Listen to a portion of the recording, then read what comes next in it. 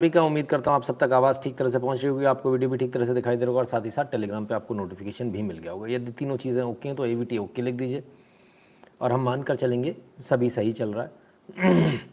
तो फटाफट जल्दी से अपने मित्रों को इस वीडियो को, इस लाइव को शेयर कर दीजिए, इसकी लिंक को, ताकि वो भी जुड़ जाएँ और इस लाइव का आनंद ले सकें। और आप भी पहले लाइक कर लें और उनको भी कह दें पहले लाइक करें, फिर आराम से बैठ कर देखें।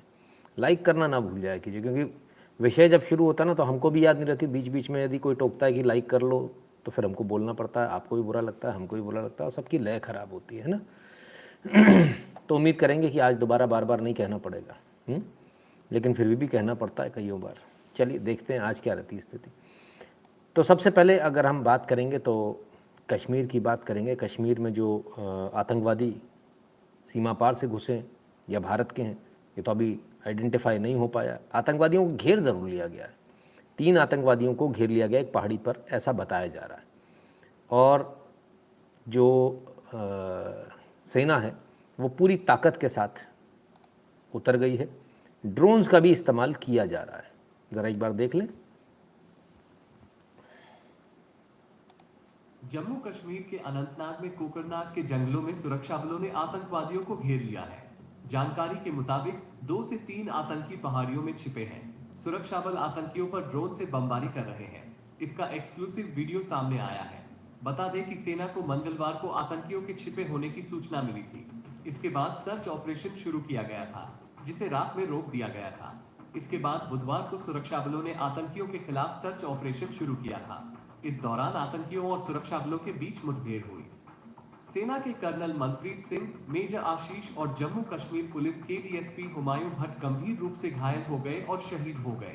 जवाबी कार्रवाई में सेना ने आतंकियों को जंगल में घेर लिया है। तो जंगल में घेर लिया और ये जो आप अभी देख रहे हैं बम गिराया, जिसको आप समझ रहे हैं, एक्चुअली स्मोक बम होता है। स्मोक बम इसलिए गिराया जाता है जो ज़मीन पर जो लोग हैं ना, उनको ये बताने के लिए कि इस जगह पर आतंकवादी हैं।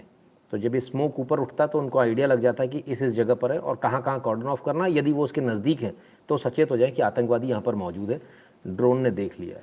तो ड्रोन से भी सर्च ऑपरेशन जारी है, सब कुछ जारी है। और मैं समझता हूँ हाईएस्ट लेवल ऑफ जैसे कहते हैं ना सर्विलांस को इस्तेमाल किया जाना चाहिए। जैसे कि बहुत सारी चीज़ें होती हैं, रात में IR भी होते हैं। इसके अलावा अगर आप देखेंगे तो थर्मो सेंसर्स भी आजकल आ गए, उनका भी इस्तेमाल करना चाहिए। कुल मिलाकर बात यह है कि इन आतंकवादियों को यहाँ से बच के जाने ना पाएँ। कोशिश ये होनी चाहिए कि इनको ज़िंदा पकड़ा जाए, और यदि ज़िंदा नहीं पकड़ सकते तो फिर लास्ट ऑप्शन होना चाहिए कि इनको मार दिया जाए।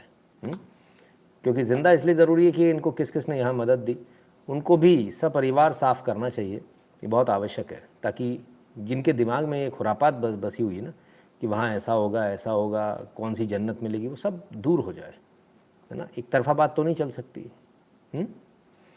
चलिए, लेकिन क्या सब लोग ऐसे हैं या सब लोग ऐसा चाह रहे हैं? कश्मीर के अंदर से कुछ बदलती हुई तस्वीर भी नज़र आ रही है, जो इसको भी आपको देखना चाहिए। क्योंकि एक लाइन से जो पहले एक जो अभी भी सोशल मीडिया पे कुछ लोग हैं जिनको समझ नहीं है, जो किसी को भी गाली देते हैं, वो एक लाइन से सारे कश्मीरियों को खड़ा कर देते हैं, गाली देते हैं। तो उन लोगों के लिए भी एक वीडियो है, उसको देखें और आप खुद अंदाज़ा लगाइए क्या हमें ऐसा करना चाहिए। अपनी शपथ लेते हैं कि हम हिंदुस्तान की आईन, संविधान और कानून को बचाने के लिए अपने देश की फौज के साथ अपनी बातों की हिफाजत करने के लिए हिंदुस्तान की तरक्की और सादगी के लिए कसम खाते हैं और वादा बंद है। जब भी हमारे मुल्क को हमारी जरूरत पड़ेगी, पूरी के नौजवान, पूरी जम्मू कश्मीर के गुजर बकरवाल नौजवान अपनी जानों का नजराना भी पेश करेंगे और अपने हकूक की लड़ाई के लिए आईन के अंदर अपनी जमहूरियत को मजबूत करने के लिए और शेड्यूल ट्राइब और गरीब कौम की लड़ाई लड़ने के लिए हम अपनी जमहूरियत को मजबूत करने के लिए और इस तिरंगे झंडे की शान के लिए वादा बंद है। जय हिंद, जय हिंद, हिंदुस्तान जिंदाबाद, चला जाकर हिंदुस्तान जिंदाबाद, हिंदुस्तान जिंदाबाद।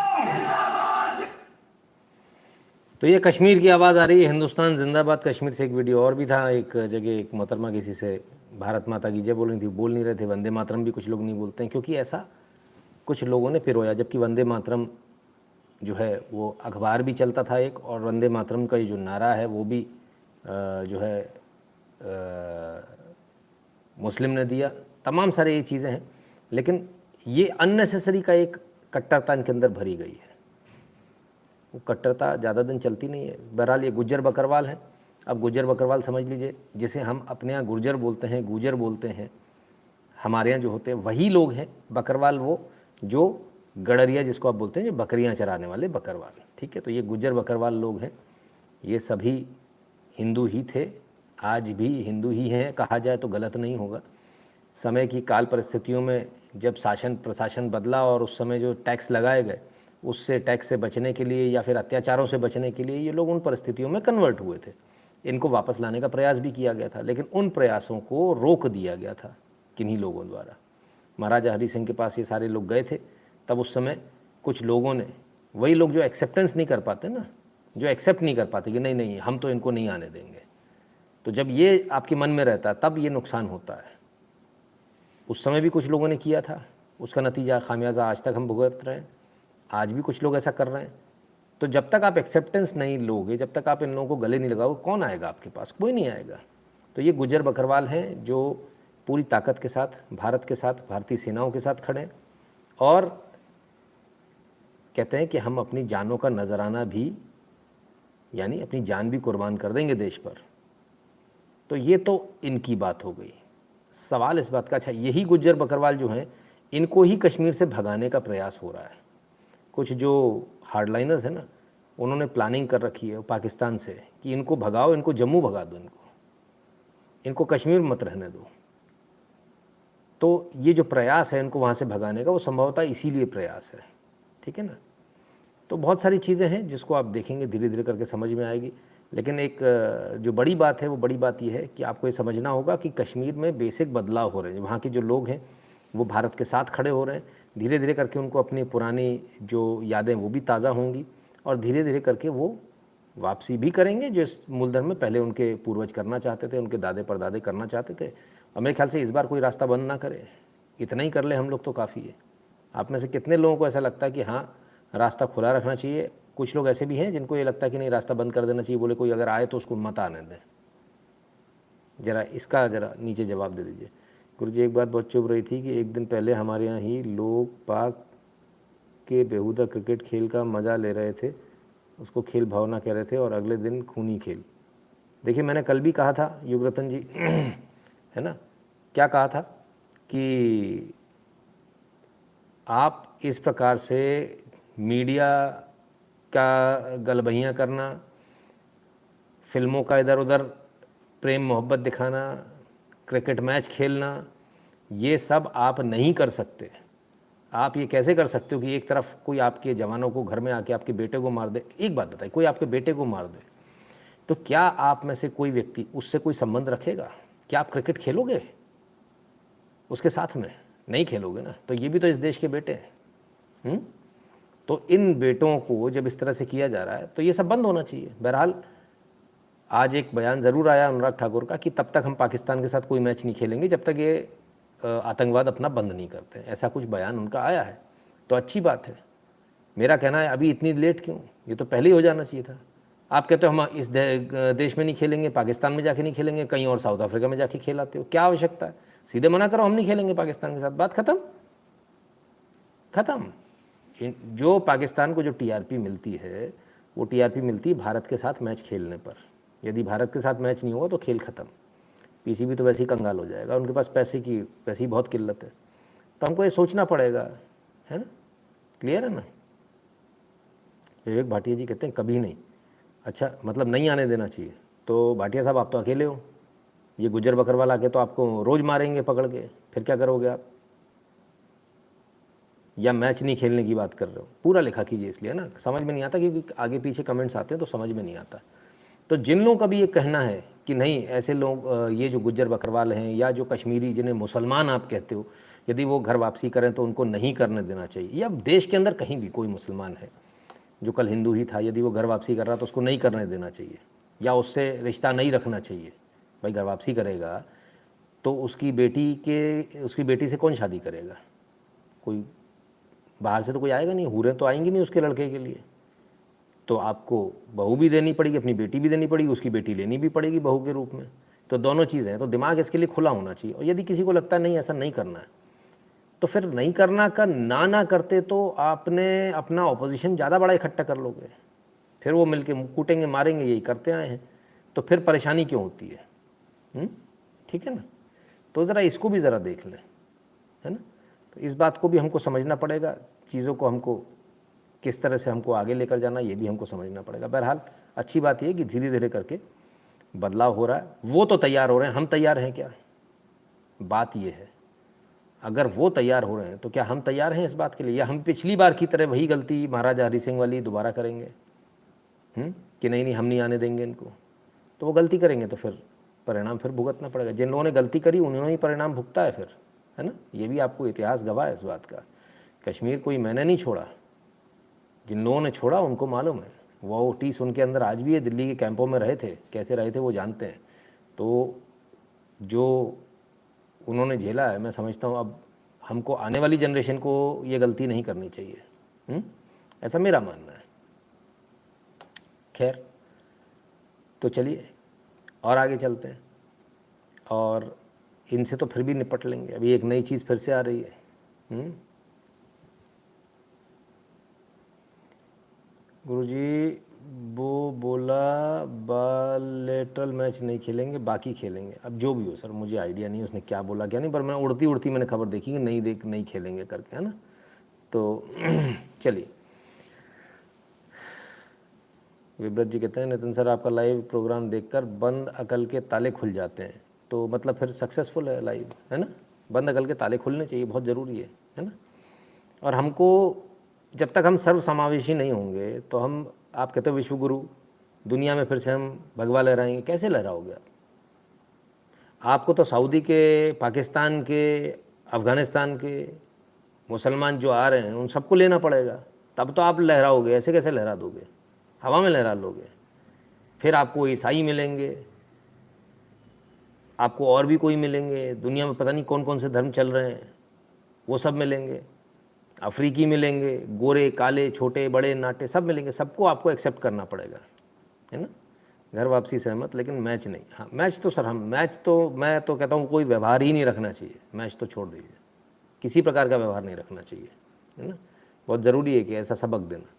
बहरहाल एक और आपको खबर दूं, अगर वो स्लाइड मुझे अभी मिल जाए तो, कि भारत ने जो फ्री ट्रेड एग्रीमेंट जो चल रहा था FTA कनाडा के साथ, और जिस पर बातचीत चल रही थी, उस बातचीत को भारत ने भी रोक दिया है। तो सिर्फ क्रिकेट मैच ही नहीं, भारत काफ़ी स्ट्रिक्ट वो ले रहा है, तो भारत ने अपनी तरफ से इसको रोक दिया। बोले फ़िलहाल अभी बात नहीं हो पाएगी जब तक कि जो पॉलिटिकल हमारे जो डिफरेंसेस हैं वो दूर ना हो जाए। इसको फ़िलहाल रोक दिया गया। FTA की जो बातचीत थी, फ्री ट्रेड एग्रीमेंट की जो बातचीत थी, उसको रोक दिया गया, भारत की तरफ से रोका गया। आपको कल कोई झूठी खबर दे उससे पहले हम आपको सच्ची खबर दे दें। ठीक है, क्यों रोका गया? भारत के डिप्लोमेट्स की फ़ोटो लगाकर वांटेड और उनकी हत्या करने के पोस्टर्स नहीं, वो लगे, फ्लैक्स लगे, बड़े बड़े होर्डिंग्स लगे कनाडा में। और ये सब कुछ तब था जब कनाडा के प्राइम मिनिस्टर यहाँ पर आकर और पूरी अपनी खातिरदारी करवा रहे थे, उस समय वहाँ ये सब हो रहा था।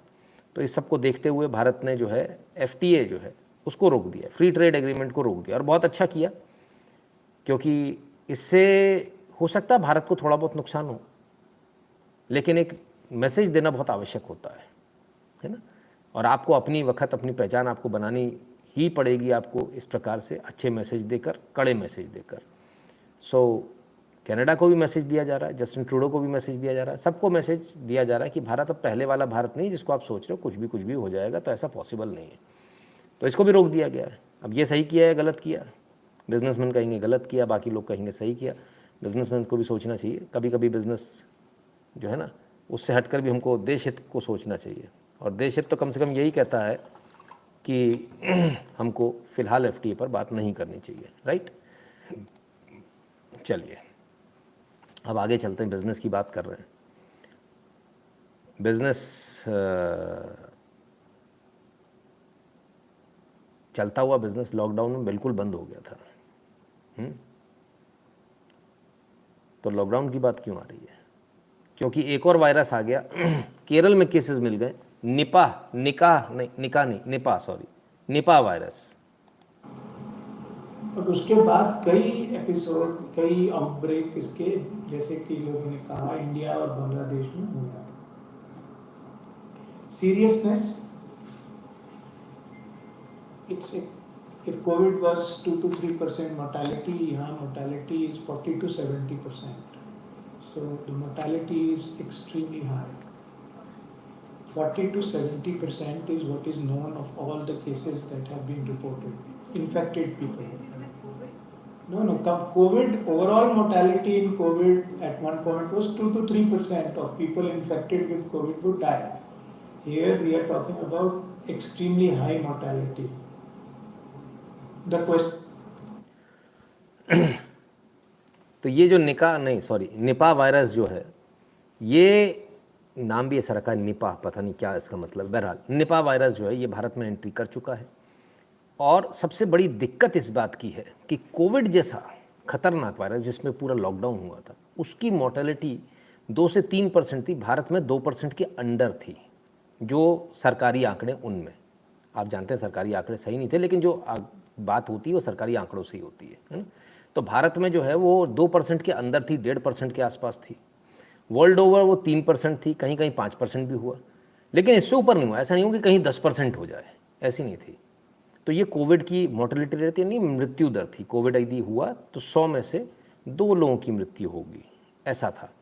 लेकिन निपा वायरस जो आया है, जो अभी ये है, ये भी हाईली कंटेजियस है, तुरंत फैलता है इधर से उधर।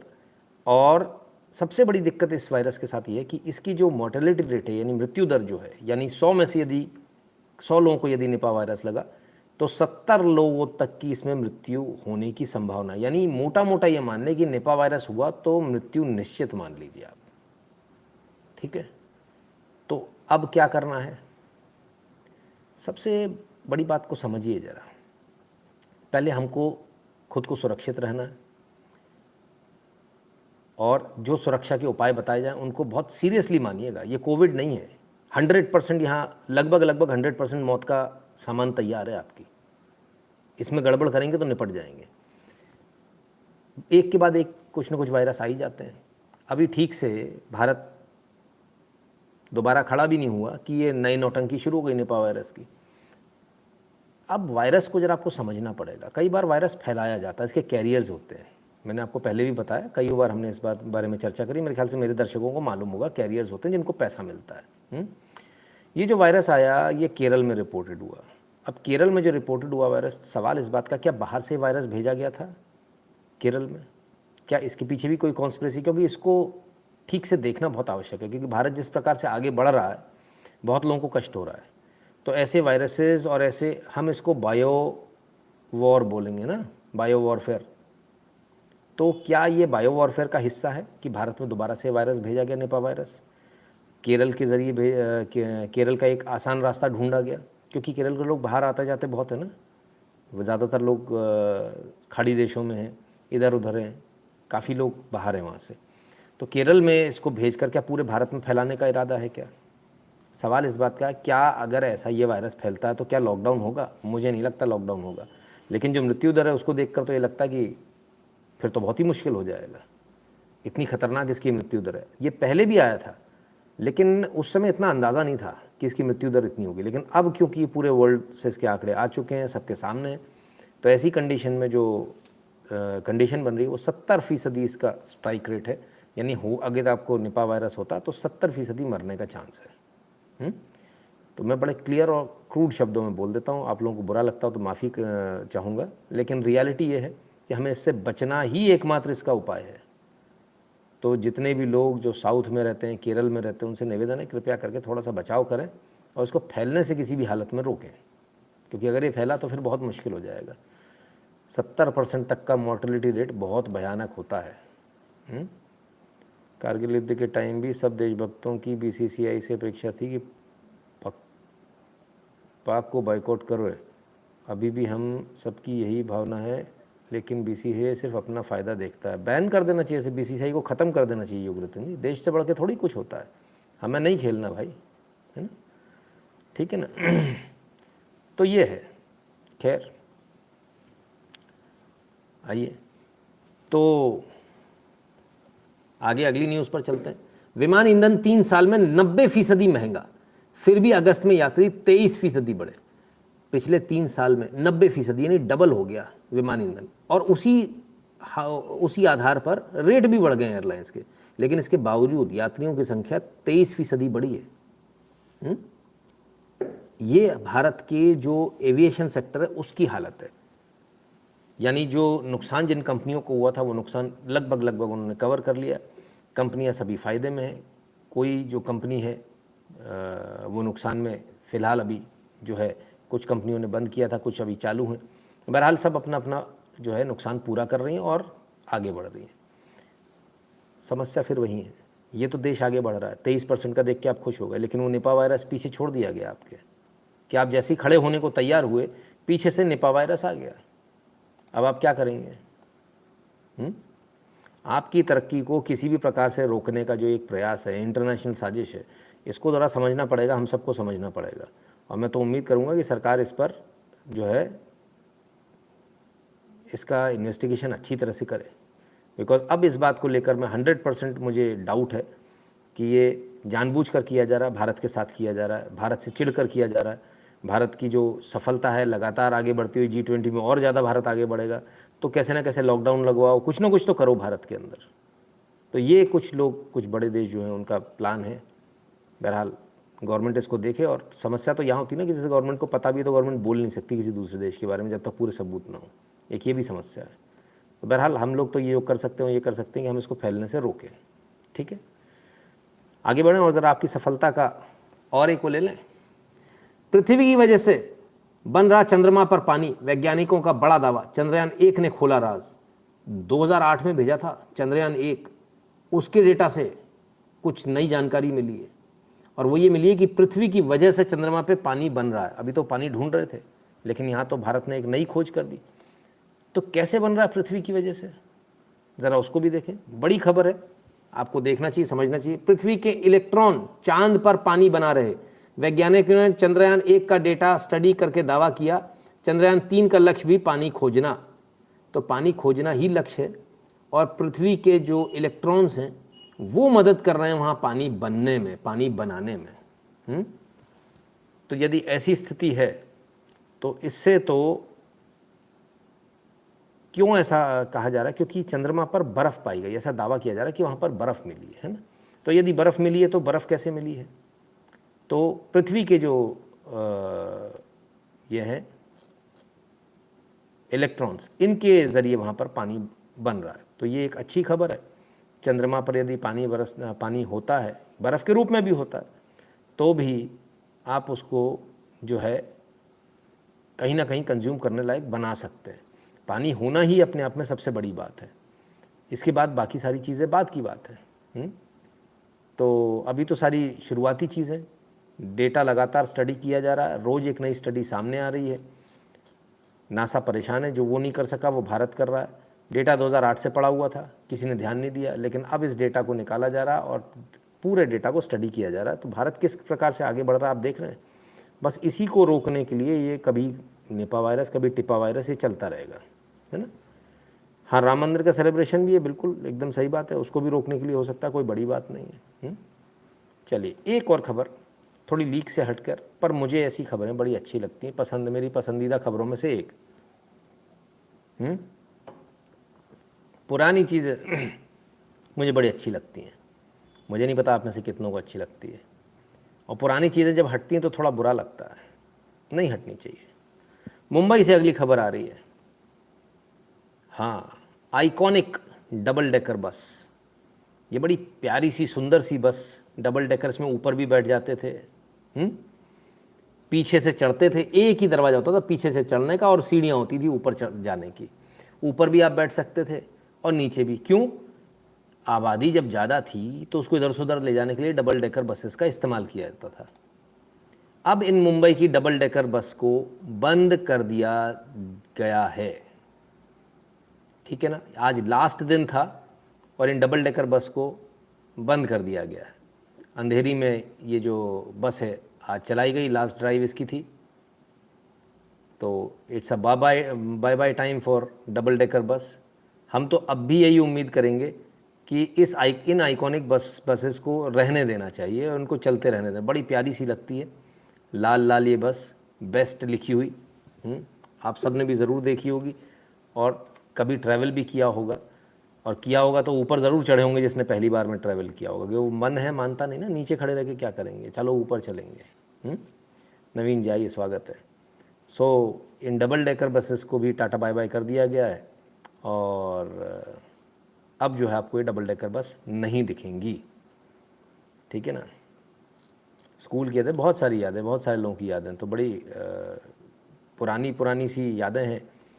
पीछे का जो इसका दरवाज़ा होता था, लाल परी, हाँ कुछ भी कह लो आप इसको, तो जो लास्ट जो इसका वो होता था, देखिए मैं कोशिश करता हूँ अगर कहीं से, हाँ ये वाला जो पोर्शन होता था, इस पे जब अपन चढ़ते थे ना तो कभी कभी थोड़ा सा ऐसा दबता सा था, तो एकदम से डर सा लगता था टूटेगा तो नहीं। तो यहाँ से चढ़ते थे, ऊपर सीढ़ियाँ होती थी जाने की, ऊपर भी चढ़े जाओ। आज सारे लोगों ने बड़े मज़े लिए, लोगों ने फ़ोटो वोटो ली, because it is the last day. तो हम तो यही उम्मीद करेंगे कि सरकार इसको एक बार पुनः सोचे और ऐसे ही चलने दे। कोई बुराई थोड़ी है ना। थोड़ी बसेस चलती रहेंगी, थोड़ा बहुत नुकसान होता रहेगा, हर चीज़ फ़ायदे के लिए थोड़ी की जाती है। टूरिस्ट बस बना दो इसको, ऐसे चलते रहने दो। मनोज भक्ता जी, बहुत राम राम भैया। नवीन जी कहते हैं can use as double decker restaurant soon. हाँ ये तो है, जो बाहर जाएंगे उनको ऐसा किया जा सकता है। दिल्ली टू हैज़ सच बस इन 1990s, रूट नंबर 81। मुझे याद नहीं आता। मैंने ये बसेस एक तो मैंने मुंबई में देखी और एक अहमदाबाद में देखी, 2 जगह मैंने इन बसेस को देखा है ना, तो वो तो मुझे याद है। बाकी कहाँ और थी मुझे याद नहीं है। चलिए, तो मुंबई की बात हुई और अहमदाबाद की बात हुई, तो एक और बात कर लें। और वो बात क्या? वो बात सूरत में आपसे मिलेंगे हम। जी बिल्कुल सही समझे आप। तो आ रहा हूँ सूरत, 17 तारीख को आप सबसे मुलाकात होगी, क्योंकि सूरत में सूरत लिटरेरी फाउंडेशन, सूरत लिट फेस्ट ने आरंभ प्रोग्राम एक रखा है, इंडिया एट 2047। भारत 2047 में कैसा होगा, भारत अब तक 2024 तक कैसा रहा। मेरा विषय अर्थव्यवस्था का रहेगा, अर्थव्यवस्था पर मैं बात करूंगा। और तो हम सब मिलते हैं सूरत में 17 तारीख को, रविवार है, और समय रहेगा सुबह 10:15 से 11:30 के बीच। तो अर्थव्यवस्था पर जो चर्चा होगी सुबह 10:15 से 11:30 के बीच होगी। तो आप में से जो भी कोई सूरत आना चाहता है, जो मुलाकात करना चाहते हैं, रूबरू देखना चाहते हैं, आप सब आ सकते हैं। प्रोग्राम है VNSGU कैंपस में, और उसका कन्वेंशन सेंटर है, उसमें ये प्रोग्राम है। तो आप सबका स्वागत है, आप सब भी आइए। लेकिन उससे पहले ये जो QR कोड है ना, इसको आपको स्कैन करना पड़ेगा। इससे स्कैन करके रजिस्टर ज़रूर कर लेगा, बिकॉज बिना रजिस्ट्रेशन के आपको एंट्री नहीं मिलेगी, है ना। तो ट्विटर पे सब जगह डाल दिया, टेलीग्राम पे भी हम ये डाल देंगे। तो आप इसको स्कैन करके जो है आप अपना रजिस्ट्रेशन करा सकते हैं। और सुबह 9:30 बजे से प्रोग्राम स्टार्ट होंगे, शाम के 7:30 बजे तक चलेंगे, right. So will they show in TV for people outside Surat? I have no idea, पर मैं प्रयास करूंगा अपने मोबाइल से आप लोगों को लाइव करके दिखाने का या रिकॉर्ड करके फिर उसको लाइव करने का, है ना। ऐसा कुछ करेंगे, कुछ प्रोग्राम ऐसा रखेंगे अपन, प्रयास करूंगा। तो कुल मिलाकर ये प्रोग्राम है और मैं कोई अकेला नहीं हूँ। मैं ज़रा इसका पूरा एक वो दिखा दूँ। आरंभ नहीं, ये पूरा समागम है। बहुत सारे स्पीकर्स आ रहे हैं, 25 प्लस स्पीकर्स हैं जिसमें आपके बहुत सारे पसंदीदा लोग हो सकते हैं। तो ये तमाम सारे लोग आ रहे हैं तो मस्त रहेगा। कुछ लोगों ने मुझसे पूछा, हमने जब आपस में बात करी चल रहे हैं कि नहीं चल रहे, तो कुछ लोग बोले अरे मैं इधर बिजी हूँ उधर। हमने कहा यार सब आ जाओ, कम से कम एक गेट टुगेदर हो जाएगा। क्योंकि निकलना तो बहुत कम होता है, लेकिन अब निकलना शुरू कर रहे हैं तो ठीक है, आप सबसे भी मुलाकात होगी। तो मिलते हैं सूरत में, राइट। चलिए आगे चलते हैं, और आगे चलें उससे पहले एक QR कोड और है। नहीं, इससे रजिस्ट्रेशन नहीं होने वाला, इससे आपका पेमेंट होने वाला है। यदि आप तक हमारे लाइव पहुंच रहे हैं, यदि आप हमारा लाइव देख रहे हैं, तो कृपया कर QR कोड को स्कैन करके अपना अपना पेमेंट आवश्यक रूप से जमा करा दें। पिछले महीने का भी लोगों ने नहीं कराया, इस महीने का भी लोग नहीं कर रहे हैं, तो उन सबसे निवेदन है कृपया कर अपना अपना पेमेंट ध्यान से जमा करा दें। 8770720196 इस नंबर पर गूगल पे, पेटीएम, फ़ोनपे के माध्यम से भी आप अपना अपना पेमेंट कर जमा करा सकते हैं। जो भारत के बाहर हैं वो patreon.com/नितिन शुक्ला पर जाकर मंथली अपना सेटअप कर सकते हैं, कई सारे टायर से सेलेक्ट कर सकते हैं, और paypal.me/नितिन शुक्ला UWL पर जाकर ध्यान से वहाँ पर भी अपना अपना पेमेंट कर सकते हैं, राइट। तो ये तमाम सारे पेमेंट के वो हैं, क्योंकि आप लोगों के जो आप लोग जो पेमेंट करते हो ना, जो फीस भरते हो, उसी से लाइव चलता है ये।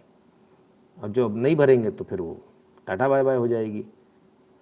2 YouTube channel Nitin Shukla live, दोनों को सब्सक्राइब कर लीजिए, बेल आइकन दबा लीजिए, ऑल नोटिफिकेशन को ऑन कर लीजिए। पेमेंट करते हो ना करते हो, t.me/n-shukla। टेलीग्राम के इस चैनल से ध्यान से जुड़ जाइए। स्मार्ट मत समझिए अपने आप को, आपकी स्मार्टनेस से कुछ नहीं होने वाला। टेलीग्राम नहीं है तो डाउनलोड कर लीजिए, सिर्फ इस एक चैनल के लिए, क्योंकि फिर बाद में घूमते रहेंगे ऐसे स्मार्ट, हमने बहुत देखे बुद्धू बनते हुए, तो मत बनिए ऐसे बुद्धू। इस चैनल को ध्यान से सब्सक्राइब कर लीजिए बिना कहे हुए, और इसके अंदर जाके इसकी भी ऑल नोटिफिकेशन ऑन कर लीजिएगा। ट्विटर पे NSO365 और @NShuklain 2 हैंडल है, दोनों को फॉलो कर लीजिए। इंस्टाग्राम को शेयर, ट्विटर पर @NShuklain, फेसबुक पर नितिन शुक्लाइन, गैप पर नितिन शुक्ला, सभी प्लेटफॉर्म पर फॉलो करना है ना, सभी पर कर लीजिए। क्योंकि क्या है, आप सोचेंगे स्मार्ट क्या ज़रूरत है, हमको तो यूट्यूब से मिल जाता है। यूट्यूब कभी भी टाटा बाय बाय हो जाएगी, जैसे अभी पीछे हुई थी। फिर आप बैठकर फ़ोन लगाओगे, फ़ोन में उठाऊंगा नहीं, फ़ायदा क्या होने वाला है। उठाऊंगा तो इरिटेट हो जाऊंगा, कितने फ़ोन उठाऊंगा। तो इसलिए जो कह रहे हैं ना उसको फॉलो कर लीजिए, आपके भले के लिए। अगर आप देखना चाहते हैं तो, नहीं देखना चाहते कोई बात नहीं है, कहीं भी फॉलो मत कीजिए। देखना चाहते हैं तो फिर जो कहा जा रहा है उसको फॉलो कर लीजिए। क्या है, कभी कभी ज़्यादा स्मार्टनेस अच्छी बात नहीं होती। पता नहीं हम लोग ऐसे क्यों हैं, एक अजीब से ज़िद्दी टाइप के, एक अजीब से नहीं मानेंगे, कानून तोड़ना है टाइप। ऐसा होना नहीं चाहिए, पर ऐसा देखता हूँ मैं लोगों को, और ऐसे लोग मुझे बिल्कुल नहीं अच्छे लगते। मुझे there are 2 kind of people, 2 set of people. One who say rules are made to be broken. एक वो होते हैं जो ये कहते हैं कि कानून इसलिए बनते हैं ताकि उनको तोड़ा जाए, अंग्रेज़ी की कहावत है। दूसरे होते हैं वो जो मेरी तरह होते हैं, जो कहते हैं कि rules are made to be followed. अगर रूल बना है तो उसको फॉलो करना है। तो मैं फॉलो करने वालों में से हूँ, और ऐसे ही लोग मुझे अच्छे लगते हैं जो कहते हैं ना रूल्स हम ब्रेक करते हैं, बड़ी शानबाजी दिखाते हैं, वो लोग अच्छे नहीं लगते। इसके अलावा 2 गूगल फॉर्म है, अपने अपने हिसाब से गूगल फॉर्म भर दीजिएगा, है ना, ठीक है। हे भगवान, आज ही अहमदाबाद से निकला हूँ, 1 वीक गुजरात में था। Very good. तो आपने देखा नहीं ट्विटर विटर सब जगह, कब से लिख रहा हूँ मैं तो मेरे ख्याल से शायद मंडे से लिख रहा हूँ, सबको पता है। आप लोग कहाँ रहते हो पता नहीं, समझ में नहीं आता। श्वेता शाह जी राम राम, बहुत बहुत धन्यवाद। अजय पांडे जी प्रणाम भैया। सूरज भारद्वाज जी बहुत बहुत धन्यवाद भैया आपका। सूरज जी, आपके पिताजी की वजह से आपको नया ज्ञान मिला, बाहर जाना? नहीं, एक्चुअली मुझे पहले जाना चाहिए था, पर मैं जाता नहीं था। मुझे लगता था क्या ज़रूरत है, क्या ही करना है, क्यों ज़बरदस्ती में। मैं इन सब चीज़ों से बड़ा दूर रहता हूँ, क्या करना है इस सबसे। किसी ने बोलने बुलाया स्पीकर, तो मैं रोज़ तो बोलता हूँ, कितना और बोलूँगा। तो मतलब इन सब चीज़ों से बड़ा दूर रहता था, मुझे ज़्यादा कोई मतलब नहीं था। पर फिर ऐसा लगता है ना कि ये चीज़ें अगर उनके सामने होती तो जो उनको ज़्यादा अच्छा लगता है, उनको बड़ा अच्छा लगता है कि हाँ देखो, हर किसी को ना अच्छा लगता है उनका बच्चा आगे बढ़ता है, तो उनको देखकर अच्छा लगता है। अब हो रहा है, अब हालांकि इसकी कोई मतलब नहीं है, लेकिन ठीक है, जहाँ भी होंगे वहाँ से अगर देख रहे होंगे तो ही अच्छी बात है। तो पहले होता तो ज़्यादा अच्छा था। बहरहाल उम्मीद नहीं थी कि इतनी जल्दी इतना कुछ हो जाएगा, सोचा ही नहीं था, तो फिर ऐसा हो गया। अच्छा जी, गोपाल जी का ट्विटर हैंडल ही सस्पेंड हो गया, ऐसा कैसे हो गया? ये बात तो हजम नहीं हुई भाई। चलो कोई बात नहीं। तो जब तक सूरत लिट फेस्ट, शायद यही हैंडल है, आप इसको फॉलो कर सकते हैं आप लोग। यहाँ आपको सारी जानकारी मिलेगी और मेरे टेलीग्राम चैनल पर मैं आपको जानकारी देता रहूँगा, है ना, टेलीग्राम चैनल पर, ट्विटर पे और फेसबुक पर, ठीक है। गुरुजी, महादेव सट्टा का आपसे पता होगा ना, एक्स पे टैग किया, पता होगा ना, एक्स पे टैग किया, उसको तो हम ले चुके ना, पहले ले चुके। महादेव वाला जो आपने टैग किया था उसको अपन पहले ले चुके। जो ये जो चीज़ है ये वही तो है जो श्रीलंका में जिसको पकड़ लिया था, श्रीलंका से पकड़ा था। ये सारे वही गेमिंग ऐप वाले लोग हैं, है ना, सट्टे के नाम पर, गेमिंग के नाम पर सट्टा खिला रहे थे, है ना। तो चलिए आगे चलते हैं। समझ में आ गया सबको? फॉर्म वॉर्म सारे भरने, सारी जगह फॉलो करना है। चलिए अब ज़रा आपको कुछ तस्वीरें दिखा दें। ये सुंदर सी मनमोहक तस्वीर है दरवाजे की। कौन से दरवाजे की? वही जिसके लिए आप लोगों ने इतना वोट दिया था, मेहनत करी थी। हाँ, श्री राम जन्मभूमि मंदिर बन रहा है और तस्वीरें धीरे धीरे अब सामने आ रही। अब मूर्त रूप लेने लगा है मंदिर, तो बड़ा अच्छा लग रहा है देखकर। और ये देखिए क्या गजब का पत्थर है भाई, हैं, बड़ा ही सुंदर। जब बनेगा तो ये तो बिल्कुल वैसा ही बन रहा है जैसे अपने प्राचीन मंदिर होते थे ना, पुराने वाले, एकदम बारीक बारीक नक्काशी, सब कुछ वैसा सही लग रहा है एकदम देखकर। नहीं, एकदम से मंत्रमुग्ध हो जा रहे हैं देखकर। ये जो पत्थर लगे हैं ना और ये जो डिज़ाइन दिख रहे हैं ना, ये जो भव्यता दिख रही है, ये आपके पैसे से ही है। हाँ, आप ही का मंदिर है ये, आपने ही तो दिया था पैसा, आप ही का मंदिर है, आपका मंदिर बन रहा है ये। आप भले ही घर बैठे हो, देखने नहीं जा रहे हो कि वहाँ कौन कैसे काम चल रहा है, सही चल रहा है। देखो उसके लिए भी लोग लगे हुए हैं और सब कुछ कर रहे हैं। आपने सिर्फ पैसा दिया और आपका मंदिर तैयार हो रहा है, ठीक है ना। तो ये आपका मंदिर है जिसके लिए आप लोगों ने मेरे से बहुत कुछ सुना था, बहुत सुनाता था रोज़, है ना। लेकिन खैर, बहरहाल खुशी इस बात की है कि मंदिर अब मूर्त रूप लेने लगा और जनवरी में इसका उद्घाटन होगा। राकेश रोशन जी कहते हैं, नमस्कार सर, आज इमरजेंसी पैनिक कॉल आया था मेरे मोबाइल पे 12:30 पर। अच्छा, मैं डर गया था लेकिन इवनिंग में पता चला गवर्नमेंट की तरफ से हुआ। अरे प्रभु, हमने बताया नहीं था क्या ये वाली बात? यहाँ गवर्नमेंट की तरफ से एक टेस्टिंग हो रही है हर एंड्रॉयड मोबाइल पर इमरजेंसी अलर्ट भेजने की। तो वो ट्रायल बेसिस पे चल रहा है, घबराइए नहीं, कुछ उससे मतलब नहीं है। कल को कुछ हो तो उसकी तैयारी सरकार कर रही है, उसको टेस्ट कर रही है ना। मेरे मोबाइल पे अभी तक नहीं आया, बाकी लोगों के आया, जिनके पे आया अच्छी बात है। मैं मतलब कमाल की बात है, मेरे पड़ोसी के मोबाइल पर आ रहा है, मुझे नहीं आ रहा, तो मैंने कहा पता नहीं किस तरीके से है। लेकिन बहरहाल अभी टेस्टिंग फेज़ में, तो कुछ होगा, ठीक है ना। चलिए, तो एक तरफ तो मंदिर बन रहा है, दूसरी तरफ कुछ लोग अब भी हिंदू धर्म को गाली दे रहे हैं।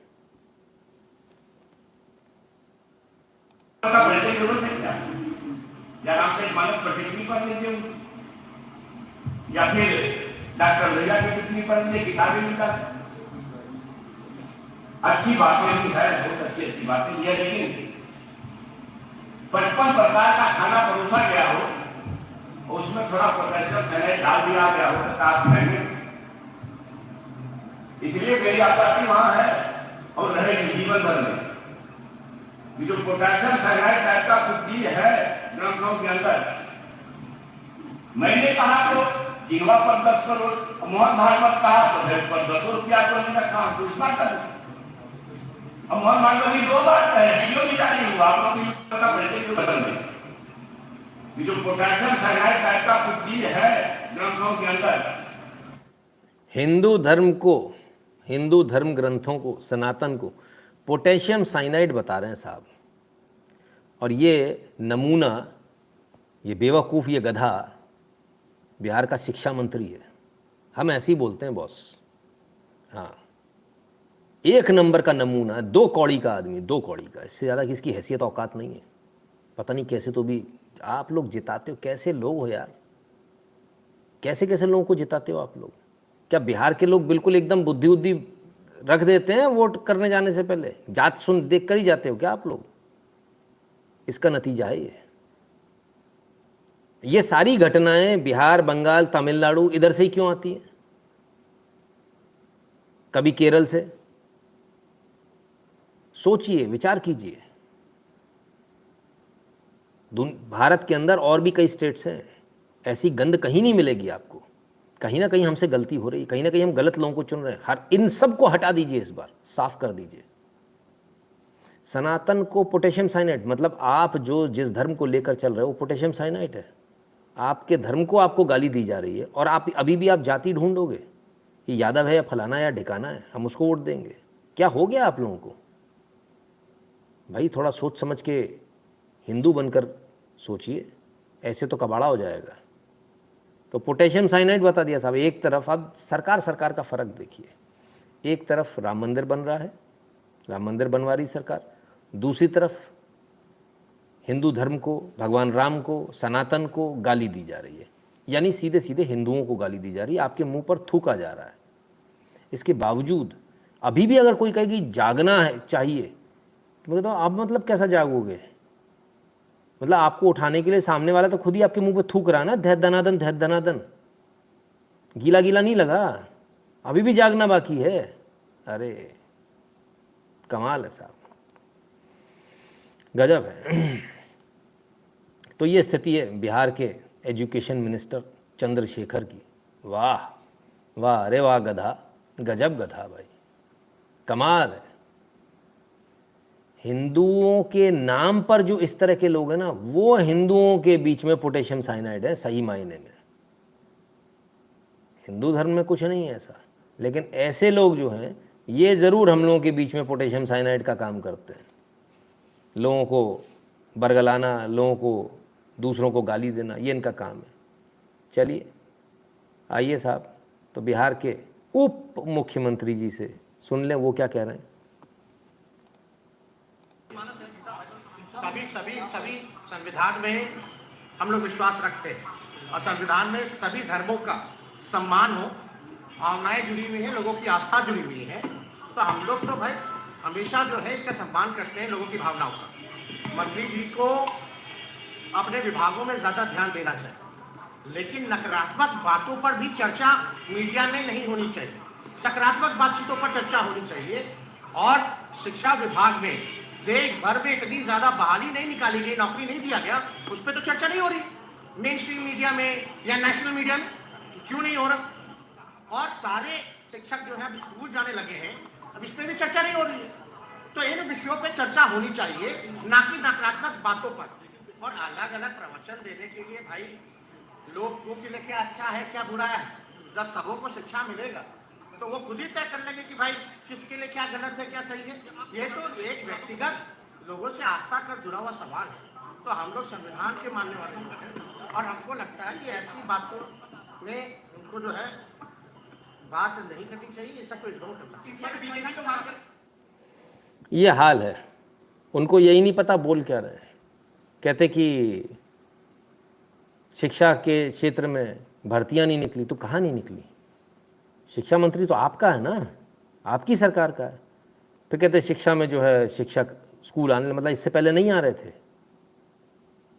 कमाल है, गजब है। फिर लास्ट में जाके बोलते हैं ऐसा नहीं कहना चाहिए था। सीधे सीधे बोलो ना यार, बोलना भी नहीं आता क्या? कितने पढ़े लिखे? शिक्षा की बात हो रही है, क्या एजुकेशन है इनकी? मुझे मालूम नहीं, इसलिए मैंने पूछा आप लोगों से। कमाल के लोग हैं। हम जैसों को तो पहले ही बैन कर रखा है इन्होंने, हैं कि इनको तो कहीं बात ही नहीं करनी इनसे। थोड़े दिन पहले भैया बताया हमारा ही रिश्तेदार है, आज ही गवर्नमेंट ने 417 करोड़ सीज किए। और बाप रे बाप, दुबई से सारा धंधा चला रहा था, हवाला के ज़रिए विदेशी पैसा अकाउंट से भेजते थे। हाँ मालूम है, देखा मैंने आज। चारा घोटाला पार्टी, हाँ बिल्कुल एब्सोल्युटली। महेश शर्मा जी, हंसी आ रही महेश शर्मा जी को। नहीं, रियलिटी है भाई, क्या करें। ऐसे ऐसे लोग हैं जिनको यही नहीं पता वो क्या बोल रहे हैं, क्या बोलना है उनको जनता के सामने। खैर, बात यहाँ पर भी ख़त्म नहीं हुई। एक और आ गया साहब, ये किसी को पढ़ना आता तो पढ़ो भाई क्या लिखा है। तमिलनाडु सरकारी university, all students of this university are requested to prepare a speech about eradicating सनातन धर्म and present the same on 15/9/23, आज की तारीख को। क्या चल रहा है? यूनिवर्सिटी में कहा जा रहा है सनातन धर्म को कैसे इरेडिकेट किया जाए, इसको लेकर सभी को लिखना है, और जो लिखेंगे वो लिख कर लेकर आना है 15 तारीख को। मैं बड़ा हैरान हूँ, भारत देश के अंदर ये सब कुछ हो रहा है और लगातार हो रहा है, एक के बाद एक, ऐसा नहीं कि ख़त्म हो गया हो। तमिलनाडु की तिरुवरूर जो सरकारी कॉलेज है, वहाँ का ये फतवा निकला है, फतवा ही कहेंगे हम। अब इरेडिकेशन का मतलब क्या होता है, खात्मे का मतलब क्या होता है? खात्मे का मतलब होता है कि साफ करो। साफ का मतलब क्या? कत्ल करना। तो ये जितने भी लोग बोल रहे हैं ना, ये बेसिकली क्या कर रहे हैं? हिंदुओं के जेनोसाइड की कॉल है ये, हिंदुओं के नरसंहार की कॉल है ये, बार बार दी जा रही है कि इसको ख़त्म करो, इनको साफ करो। ऐसी ही कॉल किसने दी थी? हिटलर ने ज्यूज के खिलाफ, कि इनको ख़त्म करो। आप सोचिए, इस देश के अंदर चौड़े में 140 करोड़ की आबादी में 80% हिस्सा रखने वाले हिंदुओं को ख़त्म करने की, उनके जेनोसाइड की, उनकी हत्या की कॉल दी जा रही है, और बेवकूफ़ों को समझ नहीं आ रहा। मतलब कितनी बुरी हालत है हमारी कि हिंदुओं को समझ में नहीं आ रहा कि उनकी हत्या की, उनके बच्चों की, उनके परिवार की, सबकी हत्या की कॉल दी जा रही है। उनको पता ही नहीं है जेनोसाइड की कॉल है। इरेडिकेशन ऑफ सनातन धर्म का मतलब क्या है? मैं तो नहीं छोड़ने वाला मरते दम तक। इसका मतलब क्या हुआ? मुझे इरेडिकेट कर दोगे? Very good. और इस पर पर्चे लिखवाए जा रहे हैं, फतवे इशू हो रहे हैं, और कुछ नहीं हो रहा साहब, कोई सू मोटो नहीं है। आज गई थी एप्लीकेशन सुप्रीम कोर्ट में स्टालिन के खिलाफ में कि भैया इसकी FIR होनी चाहिए। बोले नहीं, टाइम नहीं है हमारे पास, साइड में हटाओ, अभी आप ले जाओ, भारत तेरे टुकड़े होंगे इंशाअल्लाह वालों की। रात के 2 बजे खोल के बैठ जाएंगे साहब, अरे लाओ लाओ लाओ, जल्दी लाओ जल्दी लाओ। हाँ, उस पर तुरंत जल्दी होती है। कमाल है, गजब है। ये एकमात्र ऐसा देश है जहाँ चौड़े में नरसंहार की कॉल दी जा रही है, हिंदुओं के खात्मे की कॉल दी जा रही है, और हिंदू आराम से हाथ पे हाथ धरा बैठा है। हिंदू को होश ही नहीं उसे करना क्या, उसे पता ही नहीं। सबसे मज़े की बात यह है, ईमानदारी से बताइएगा, ईमानदारी के साथ, आप में से कितने लोग जो इस लाइव को भी देखते हैं, आप में से कितने लोगों को पहली ही बार में ये लगा था कि ये आपकी हत्या की, आपके परिवार की हत्या की, ये पूरे हिंदुओं के नरसंहार की कॉल दी गई है? समझ में आया था? नहीं आया होगा ना। जितने लोगों को नहीं समझ में आया नो लिख दें, जिनको समझ में आया था वो यस लिख दें। आप सोचिए कितना हमको, हमारी एजुकेशन कैसे की गई, हमको कैसे पढ़ाया गया और किस तरीके से हमारे सामने चीज़ों को लाया जाता है। हमको यही समझ में नहीं आता कि सामने वाला क्या कह रहा है, वो हमारे जेनोसाइड की कॉल है। हमको ये समझ में ही नहीं आ रहा, क्योंकि हमारे दिमाग में ऐसी चीज़ें भर दी गई हैं, हम उसको बड़ी ईजीली ले रहे हैं। इरेडिकेट करने की बात कर रहा है, अंग्रेज़ी में इरेडिकेट वर्ड लिख दिया। अरे भाई साहब, जेनोसाइड है वो, इरेडिकेट कैसे होगे? आप छोड़ दोगे क्या? नहीं छोड़ोगे ना अपना धर्म, तो बस फिर इरेडिकेट करेंगे वो तो जैसे भी करना है। इतना बुरा हाल है, और हमको इतने तरीके से उसको, बड़े तरीके से मीठे मीठे शब्दों में घोल घोल के शहद में हमको साइनाइड दिया जा रहा है। इतना बुरा हाल है। सोचिए, सोचिएगा, मैंने जो कहा इसको सोचिएगा। एंड वाकई में ये अपने आप में बड़ा शर्मनाक है कि खुले में चौड़े में आदमी कभी ब्राह्मणों के लिए बोलता है कि ब्राह्मण विहीन होना चाहिए। क्या कहना चाहते हो आप? ब्राह्मणों को सबको ख़त्म कर देना? कितने लोगों ने इस बात को कहा है? नंबर सर 500 से ज़्यादा लोगों ने इस बात को कहा है, डॉक्यूमेंटेड है मेरे पास में। सरकार ने कुछ काम किया इस पर? हिंदुओं के जेनोसाइड की कॉल हो रही है, सरकार ने कुछ काम किया? मतलब चौड़े में खड़े होके मंच के ऊपर से माइक पर इस बात को कहा जा रहा है, पदाधिकारी, उप मुख्यमंत्री जैसे लोग, मुख्यमंत्री, मंत्री जैसे लोग इस बात को कह रहे हैं, कोई शिक्षा मंत्री, कोई फलाना मंत्री, कोई ढिकाना मंत्री। कौन सा संविधान है इस देश का भाई? हिंदुओं को जीने का अधिकार नहीं है? जब ये संविधान बना था, आपको जानकारी के लिए आपकी बता दूं, बड़े बड़े जो आपके महाराज थे ना, शंकराचार्य सरकार इनके पास गई थी ढोक लगाने। 47 की बात बता रहा हूँ आपको, 50 की बात, कि साहब हमें संविधान बना रहे हैं, इसको आप एक्सेप्ट कर लेना। नहीं मालूम हो तो गूगल कर लेना, देख लेना, वहाँ मिल जाएगा आपको।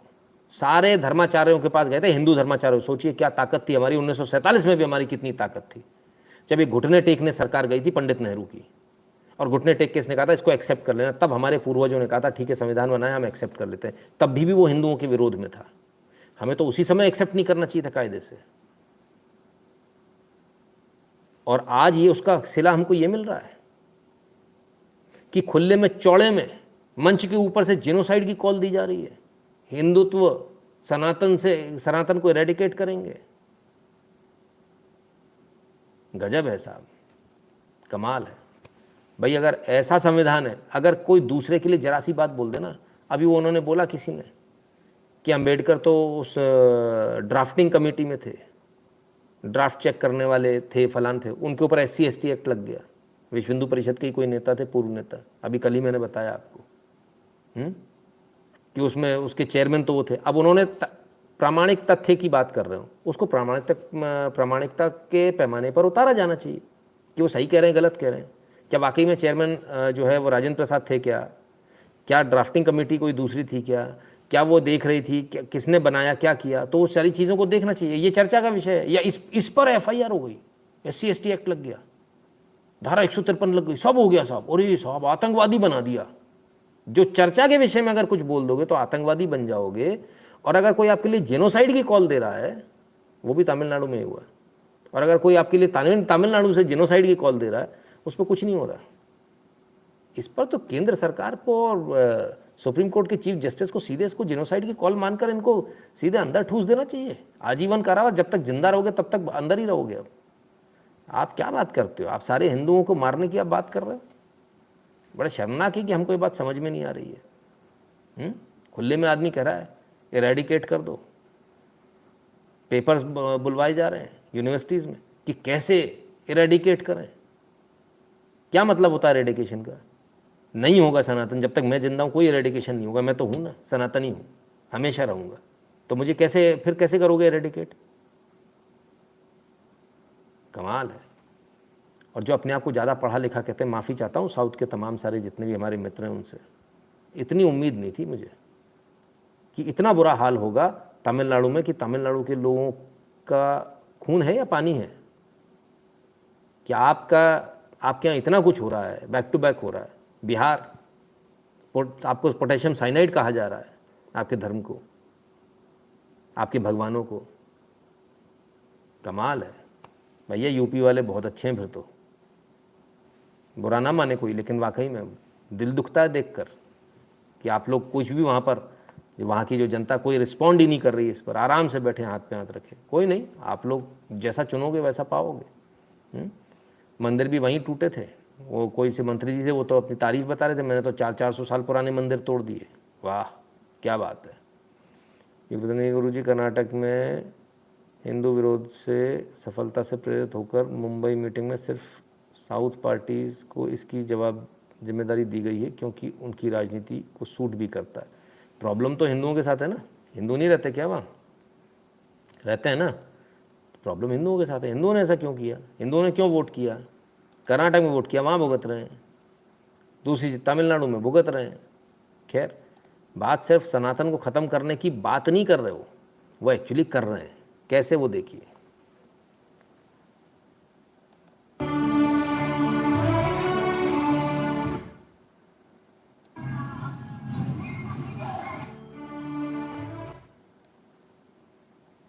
सील हो गई साहब दुकान, छोटी सी दुकान, हाथ पैर जोड़ रहे हैं। कहाँ का सीन है जानते हैं? तमिलनाडु का। गणपति की मूर्ति बना रहे हैं, सरकार ने मना कर दिया, गणपति की मूर्ति नहीं बनाएगा कोई। नहीं माने तो गए साहब, सील कर दिया। बोले harmful chemical, dangerous chemicals, dangerous chemical है साहब। इतने डेंजरस केमिकल हैं कि उससे पर्यावरण को नुकसान हो जाएगा। कितने भी बकरे काटो तो पर्यावरण को नुकसान नहीं होता है, गणपति की मूर्ति बनने से पर्यावरण को नुकसान होता है। நீங்க இல்ல கன்ஃபார்ம் ஆயிடுச்சுங்களா போலீஸ்ல இருந்து வந்திருக்கீங்களா மாஸ்க் கட்டுப்பாடு கன்ஃபார்ம் ஆயிடுச்சா என்ன கெமிக்கல் கலந்துருக்காங்க அது எப்ப நீங்க செக் பண்ணீங்க இப்ப புகார் வந்துச்சுல யார் புகார் கொடுத்தோம் புகார் கொடுத்தோங்க மாவட்ட நிர்வாகம் எந்த மாவட்ட நிர்வாகம் அருள் மாவட்டத்தில் எல்லாமே நிர்வாகம் தாங்க புகார் வந்துச்சுன்னா நீங்க ஃபேஸ் பண்ற அளவுக்கு போறதுக்கு என்ன இருக்கு இப்போ கன்ஃபார்ம் ஆயிடுச்சா நீங்க கொண்டு போய் ஆய்வு கூடத்தில் செக் பண்ணிட்டீங்களா ஆய்வு கூடத்தை கொண்டு போய் செக் பண்ணிட்டீங்களா சார் பொதுமக்கள் தான் சொன்னாங்க நான் சிவசேனா கட்சியோட மாவட்ட தலைவர் இவர் வந்து இந்து மக்கள் கட்சியோட மாநில நாங்க 120 சிலை பக்கமா ஆர்டர் பண்ணி வச்சிருக்கோம் இப்போ நீங்க வந்து கடைசி நேரத்தில் விநாயகர் சதுர்த்தி 4 நாளைக்கு முன்னாடி வந்து இந்த மாதிரி பண்றது வந்து திட்டமிட்ட சரி சரி சார் விநாயகர் சதுர்த்தியை சீர்குலைக்க பாக்குறீங்க ஒட்டுமொத்த இந்துக்கள் மனதை புண்படுத்துறீங்க நீங்க இதை வந்து எப்ப பண்ணிருக்கலாம் இவங்க சிலை செய்ய ஆரம்பிச்சாங்கல்ல அப்பயே அவங்க கண்டுபிடிச்சு 10 வருஷமா இவங்க சிலை செய்யறாங்கல்ல சார் 10 வருஷமா போன வருஷம் கிட்ட தான் இருக்கோம் அப்ப எங்க ஸ்டாப் பண்ணீங்க நாங்கள் 10 வருஷம் ராஜஸ்தான் வந்து 10 வருஷம் தான் விநாயகர் செய்யுது சார் நல்ல மாவு தான் அது சாக்கிஸ் மாவு தான் செய்யணும் சார் இது என்ன மாவுங்க இது சாக்கிஸ் மாவு தான் சரிங்க இது தண்ணியில் கரையுமா தெரியுமா पाउडर इधर सर किसी को समझ में आया तो बता दो भैया ने क्या कहा, हमको तो पल्ले नहीं पड़ा। बहरहाल कुल मिलाकर 2-3 बातें हैं, बुरा नहीं मानिएगा पर सच्चाई है, उसको सुनिए। जो मूर्ति बना रहे हैं वो भी वही भाषा बोल रहे हैं, जिन्होंने बनाने को मना किया फरमान निकाला वो भी वही भाषा बोल रहे हैं, जो सील करने आए वो भी वही भाषा बोल रहे हैं। तीनों की एक ही भाषा है। भाषा को लेकर आप लोग लड़ते हो कि वो ऐसा है, फलाना नॉर्थ वाला तो हिंदी बोलता है, वो ऐसा है, हिंदी भाषी है, हम तो हिंदी भाषी नहीं, हमारा तो अलग, कुछ लोग तो अलग कंट्री मान लेते हैं। तो अब क्या हुआ? तो जो आपकी भाषा बोलने वाला था उसके ऊपर अत्याचार कैसे हो गया? उसकी दुकान क्यों सील हो गई? बताइए। चलिए, लगता कोई है नहीं जिसको भाषा समझ में आई हो। तो ये स्थिति है। कुल मिलाकर आपको ये जो भाषा की चटनी चटाई गई है, चूरन चटाया गया, चरस चटाई गई है, आप इसी में व्यस्त रहिए और धीरे धीरे आपका सनातन धर्म खत्म किया जाएगा। क्यों? आपके फेस्टिवल को रोकना है। गणपति की मूर्ति बनाना रोक देंगे तो लोग गणपति पहचानेंगे ही नहीं, धीरे धीरे खेल खत्म। नाங்கள் 10 வருஷம் ராஜஸ்தான் வந்து 10 வருஷம் தான் விநாயகர் செய்யுது சார் நல்ல மாவு தான் அது சாக்கிஸ் மாவு தான் செய்யுது। वो कहते हैं हम प्लास्टर ऑफ पेरिस यूज ही नहीं करते, हम चौक पाउडर इस्तेमाल कर रहे हैं। இது என்ன மாவுங்க? இது சாக்கிஸ் மாவு தண்ணியில் கரையுமா? தெரியுமா தெரியும் இன்னைக்கு அதிகாரிகள் வந்து என்ன சொன்னாங்க? சொல்லிட்டு நேரம் அந்த வழியில தண்ணி பெரிய தெரியும் சார் செப்பல் பாத்திக்கு இப்போ 2வது பாத்திக்கு இப்போ தான் பாத்தி செப்பல் தண்ணி பெரிய ரெண்டு பாத்திக்கு powder plus powder water blend அந்த பாத்தி செப்பல் பாத்தி அதெல்லாம் சீல் வச்சுட்டாங்களா? ஆமாம் அப்படி தான் சீல் போட்டீங்க। ஒன்று மிக்ஸி மேலும் கெமிக்கல் மிக்ஸி இல்லை, ஒரு ஆல் பேண்ட்டுகள் ஒன்று மிக்ஸி இல்லை, சாதா பேண்ட் தான், தண்ணி பவுடர் தான் வாட்டர் பிளண்ட்। எவ்வளோ சிலைகள் இருக்கும்? எல்லாம் இதே 160 160 சார் மொத்தமாக வட்டி காசு வாங்கிட்டு 10 லட்சம் உள்ள போட்டிருக்கிறேன்। அதே பக்கத்தில் பார்த்து சொந்தக்காரங்க அப்படி போய் கடைக்கு வாங்கிட்டு சாப்பாடு காசு மலை கடைக்கு அதில் சாப்பாடு அதில் பாக்கி காசு தான்। நீங்கள் எந்த ஒரு ஸ்டேட்? சப்த ராஜஸ்தான்। நான் எத்தனை வருஷம் பண்ணிட்டு அங்கே 10 வருஷம் ஆகிடுது எப்பவுமே செய்யறீங்க। எத்தனை குடும்பம் இருக்கு? சின்ன பசங்க இருக்கு, நல்லா லேடிஸ் வேலை பார்ப்பாங்க। நான் 10 வருஷத்துல எத்தனை வருஷம் இந்த மாதிரி ஒன்னே சொல்லவே இல்லை சார்। அது வருஷம் இப்போ இந்த மாதிரி சொல்லியிருக்கேன், இப்போ சொல்லி ஃபர்ஸ்ட் இந்த மாதிரி சொல்வாடி 10 நாள போயிட்டு நான் வேற பக்கம் கூட்டு போறேங்க சார்। இப்போ அங்கே கூட்டு போகும் நல்லா பசங்க சாப்பிடுங்க, நம்ம மண்ணி கடை எல்லாம் காசு தருவாங்க, வாங்கி காசு வாங்கி தருவாங்க, நான் வாங்கி பட்டு காசு வாங்கி செஞ்சு இருக்கேன் சார்। இல்ல இப்ப இதுக்கு முன்னாடி வந்து இது மாதிரி செய்யக்கூடாதுன்னு சொல்லி உங்களுக்கு ஏதாவது தகவல் சொன்னாங்களா?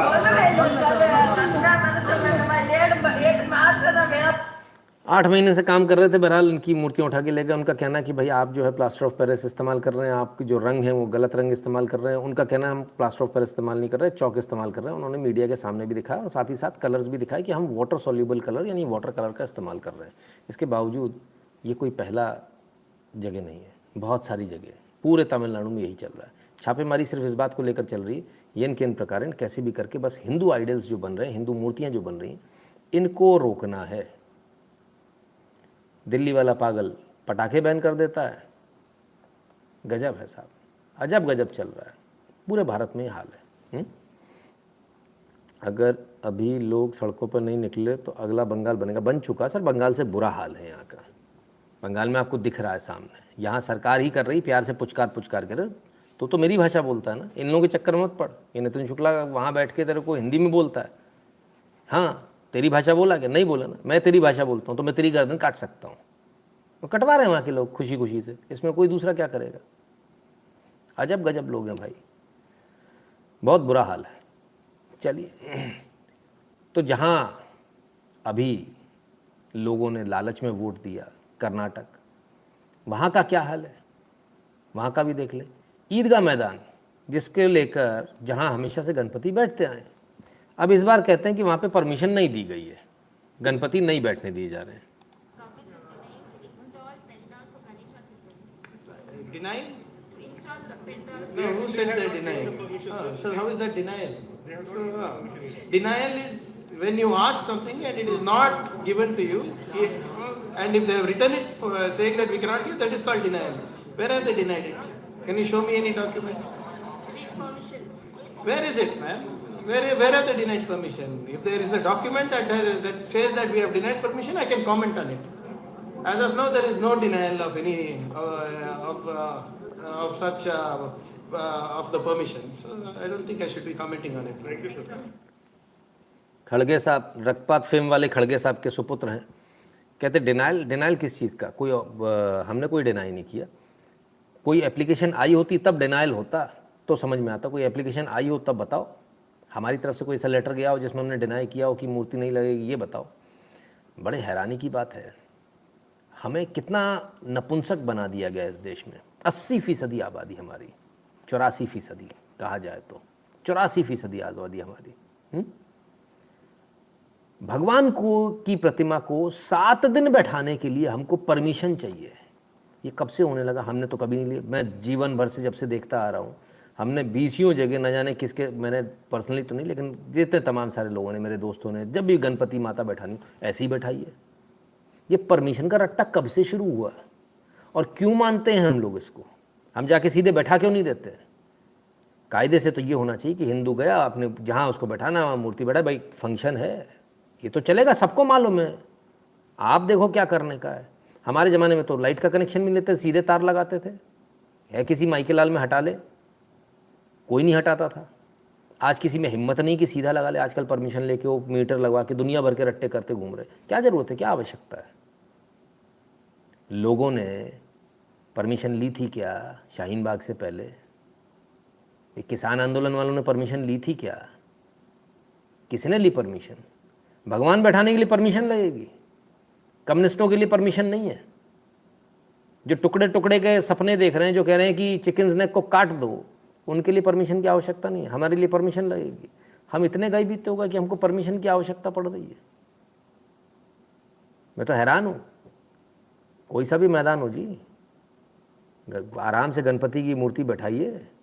आपके अंदर इतनी ताकत होनी चाहिए और प्रशासन को इतना डर होना चाहिए कि अगर हमने वहाँ जाके हटाने का प्रयास किया तो पूरे शहर में कर्फ्यू लगाना पड़ जाएगा। क्यों आपके अंदर इतनी ताकत नहीं है? आपकी इतनी बुरी हालत है कि कोई भी उठा के मूर्ति फेंक देता है। दूसरे समुदाय के साथ करके देख ले, वहाँ तो नहीं कर पाते, किसी के साथ नहीं कर पाते, फिर आपके साथ ही ऐसा क्यों होता है? सोचिए, कहीं ना कहीं तो हमारे अंदर कमी है। खैर, मामला कर्नाटक का, उनका कहना कि नहीं भाई हमारे पास कोई एप्लीकेशन नहीं है, हमने कोई परमिशन डिनाई नहीं करी। तो फिर एक बात बताइए, ये पुतला क्यों फूका जा रहा है आपका?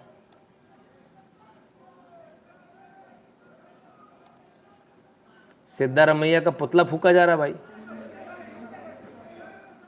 आपने परमिशन डिनाई नहीं करी, सब कुछ है, ये लोग पगला गए हैं क्या? और यहाँ पर भी वही है, वो देखो विश्व हिंदू परिषद वाले पटका डाले हुए। हाँ, कुछ लोग कल कह रहे थे ना, कुछ लोग कल कह रहे थे नौटंकी करते हैं क्या? हाँ, हेकड़ी सर यहाँ भी चल रही है।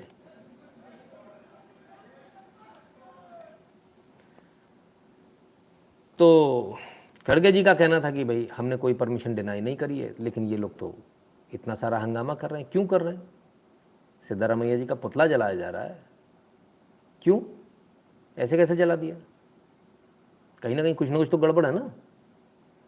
तो भाई उनका कहना है हमने परमिशन डिनाई नहीं करी, हमारा कहना है कि जब परमिशन डिनाई नहीं करी तो जाके मूर्ति स्थापित कीजिए। वो कह रहे हैं हमने कोई परमिशन डिनाई करी नहीं, काम ख़त्म हो गया, उनकी बातें वीडियो रिकॉर्डिंग पर है, बात ख़त्म। कांग्रेस ही देश का दुश्मन है। महेश जी अब क्या बोलें, विघ्नता का मजाक बहुत भारी पड़ेगा सभी को। देखिए प्रॉब्लम क्या है परमेश्वर जी, आदमी कहता सत्ता मेरे पास में है तो मैं हीरो हूँ, उसके बाद उसकी जो दुर्गति होती है वो उसको नहीं मालूम। आप अक्सर देखेंगे जितने जो लोग हैं इनकी मृत्यु बड़ी खतरनाक होती है, सड़ सड़ के, लेकिन इन लोगों को फिर भी समझ में नहीं आता, पता नहीं कब आएगा। बड़ा हैरानी होती देखकर, बड़े नहीं वैसे। चलिए आगे चलते हैं। और जो हिंदुत्व की बात करते हैं उनके साथ क्या होता है, उनको अरेस्ट कर लिया जाता है। मोनू मानेसर को अरेस्ट कर लिया, नहीं करते तो क्या होता। प्रोबेबिलिटी पे जरा थोड़ा सा काम करते हैं अपन। अगर मोनू मानेसर को अरेस्ट नहीं करते तो क्या होता, हरियाणा पुलिस, राजस्थान पुलिस उठा के ले जाती, मान लो ले जाती, तब क्या होता, तब वो 3rd डिग्री देते तो आप कुछ कर नहीं पाते। मोनू मानेसर को अरेस्ट हरियाणा पुलिस को ही करना था। क्यों करना था, जो पुलिस में वो समझ गए मेरी बात, जो वकील हैं वो समझ गए मेरी बात, बाकी जो नहीं है, जिनको प्रशासन का कुछ आइडिया नहीं है, उनको बता देता हूँ कि जैसे ही हरियाणा पुलिस ने इसको पकड़ा तो ये कोर्ट में पेश किया। अब कोर्ट में पेश किया तब उस समय सारा बॉडी का पूरा मेडिकल एग्जामिनेशन हो जाता है, कहीं कोई निशान नहीं, कोई चोट नहीं, कोई कुछ नहीं, कोई ये नहीं। अब हरियाणा पुलिस को ट्रांजिट पर दिया है, हरियाणा पुलिस ज़्यादा कुछ राजस्थान पुलिस को रिमांड पर दिया है।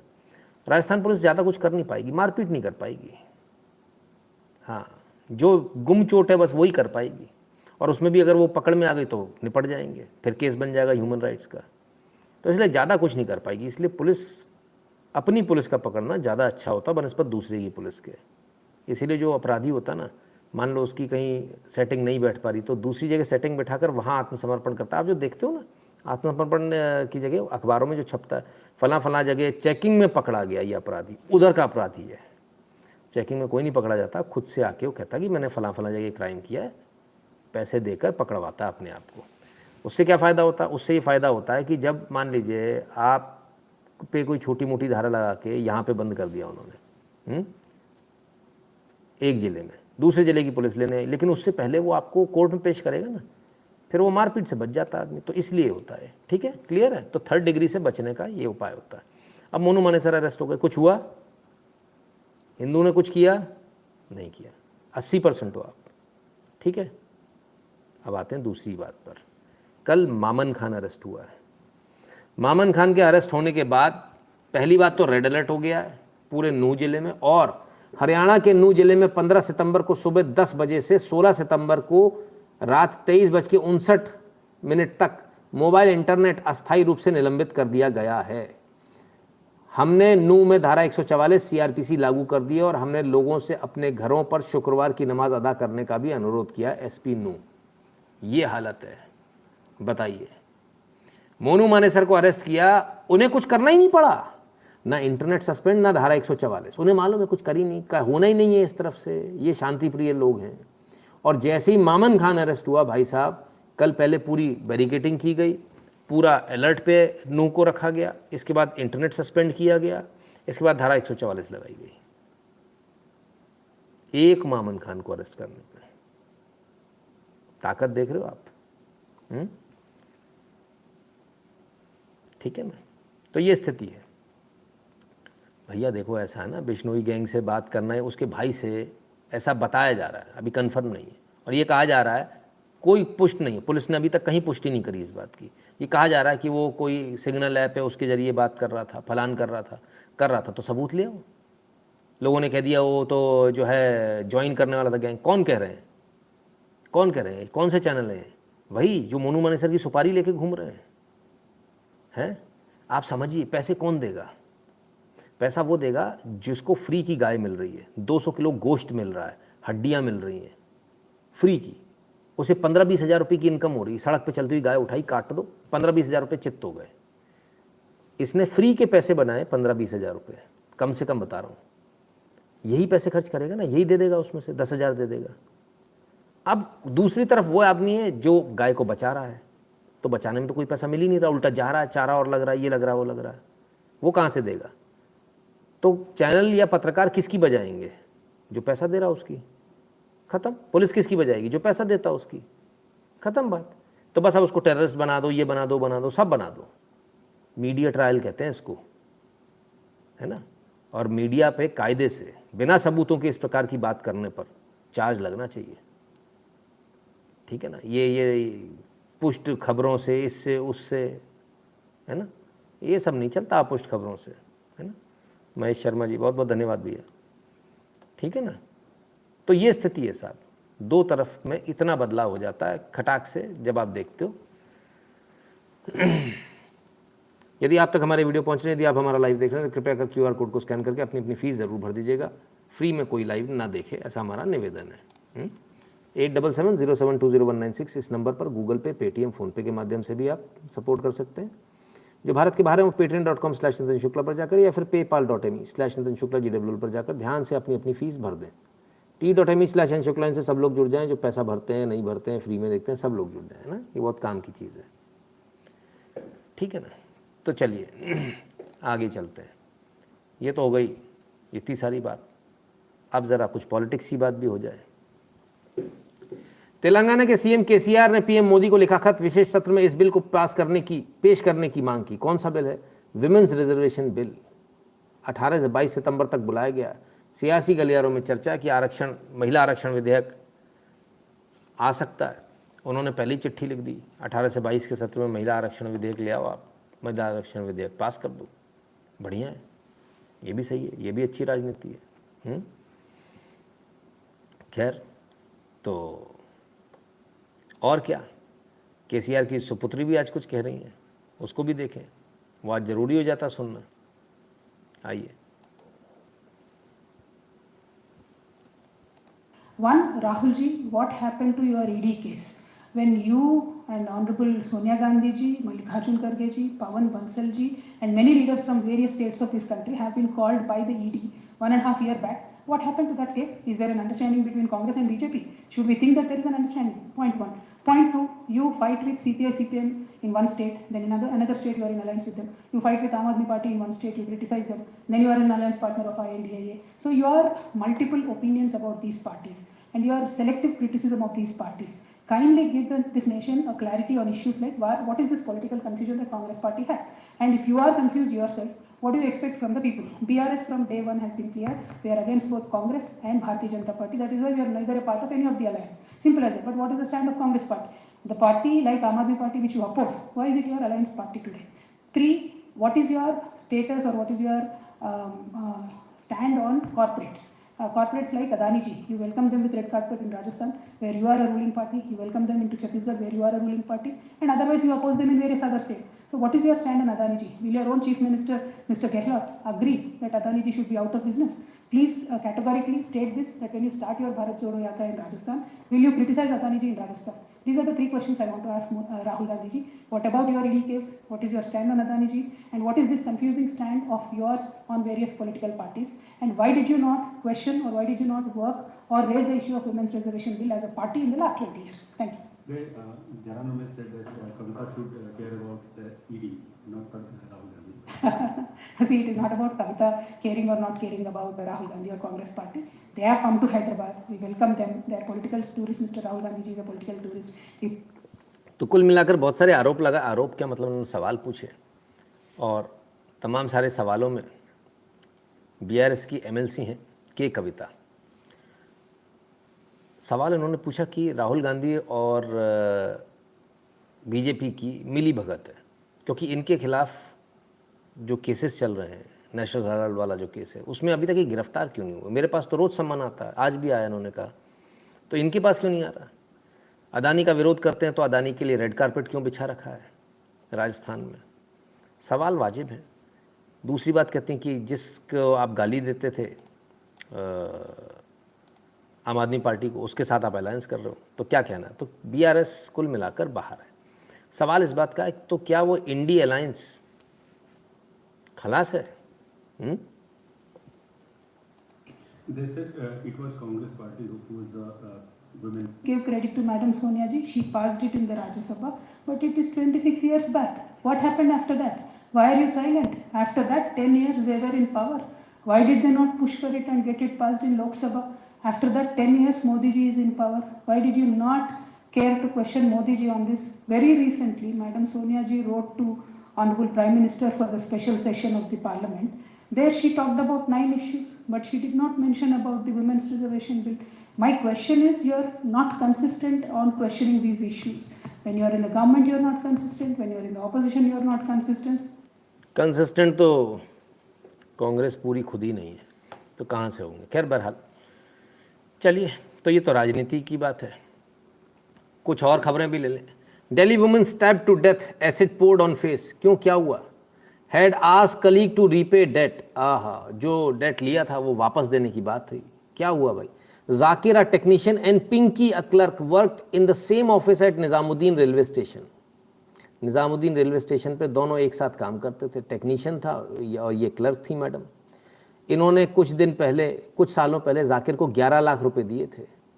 वो 11 लाख रुपए वापस नहीं कर रहा था। इन्होंने मांगे, थोड़े दमदारी से मांगे कि तुम्हें देने पड़ेंगे, नहीं तो केस करूंगी फलान ठिकान। जाकिर ने बोला अच्छा ठीक है, एक काम करो, ग्रेटर नोएडा में तुमको पैसे देते हैं। बुलाया, हत्या करी, एसिड डाला मुंह पे, जला के मुंह निकल गए। हो गया काम, मिल गए पैसे।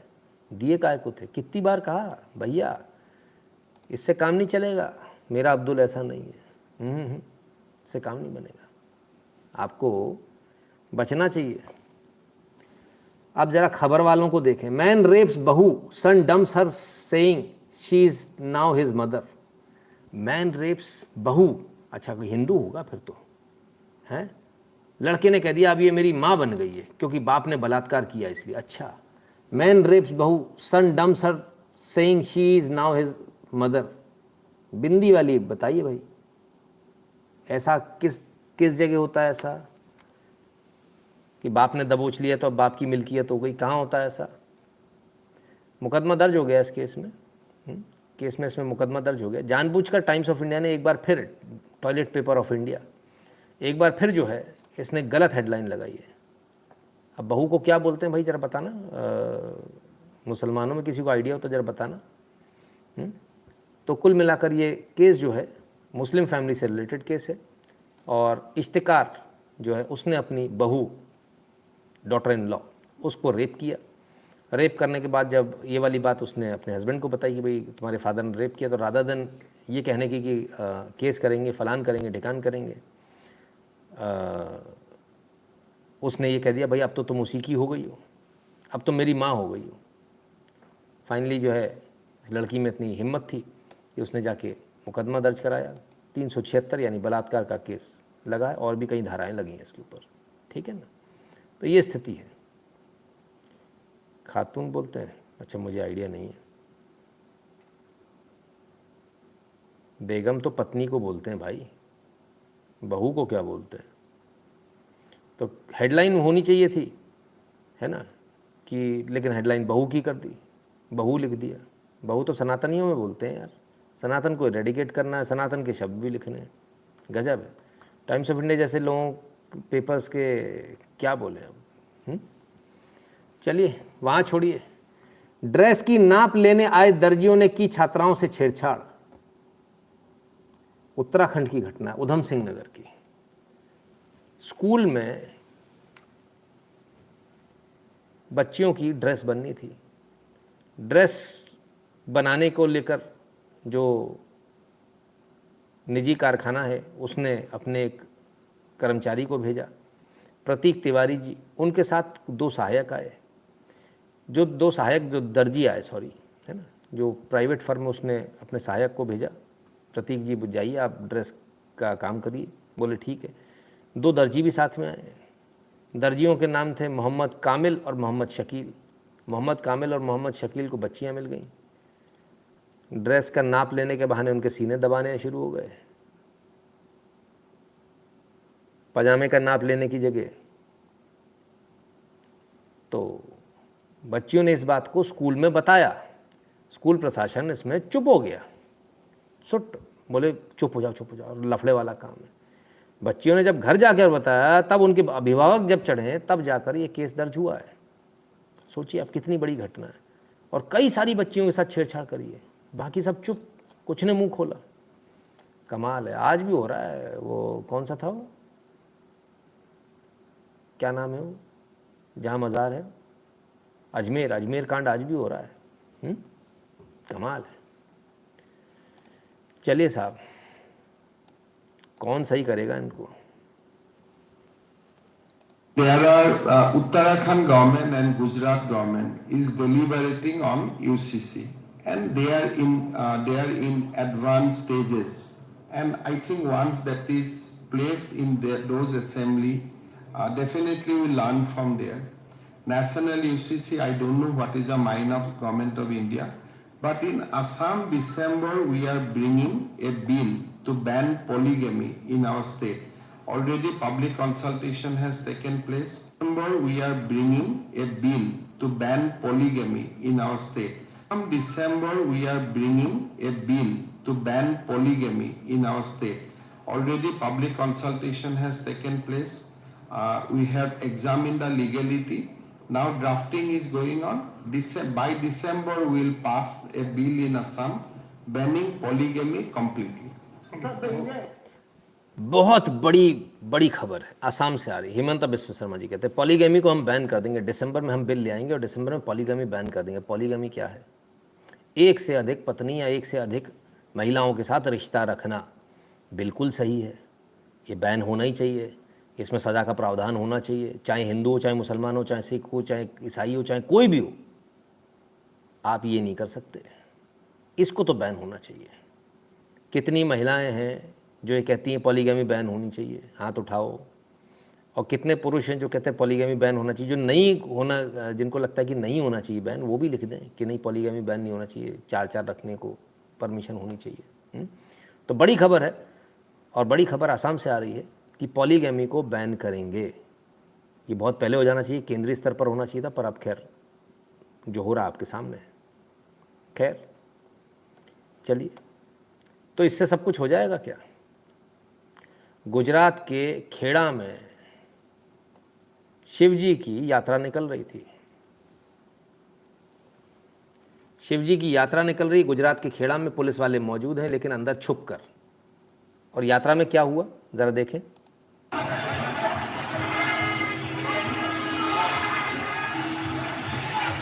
मस्जिद से पत्थर फेंके जा रहे हैं।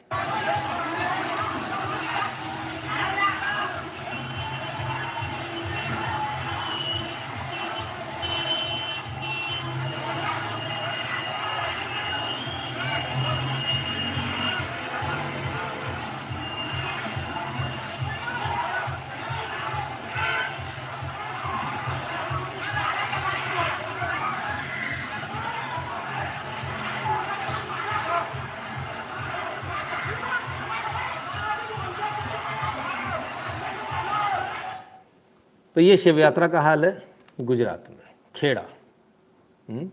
कमाल हो गया, गजब है साहब। पूरे खेड़ा का ही ये हाल हो गया, शिव यात्रा भी नहीं निकाल पा रहे। इतने बड़े बड़े पत्थर, पेवर ब्लॉक्स, और ऊपर से फेंके जा रहे हैं। और ये लोगों के सिर पे लगते हैं, लोग वहीं घायल हो जाते हैं, मर भी जाते हैं कुछ लोग।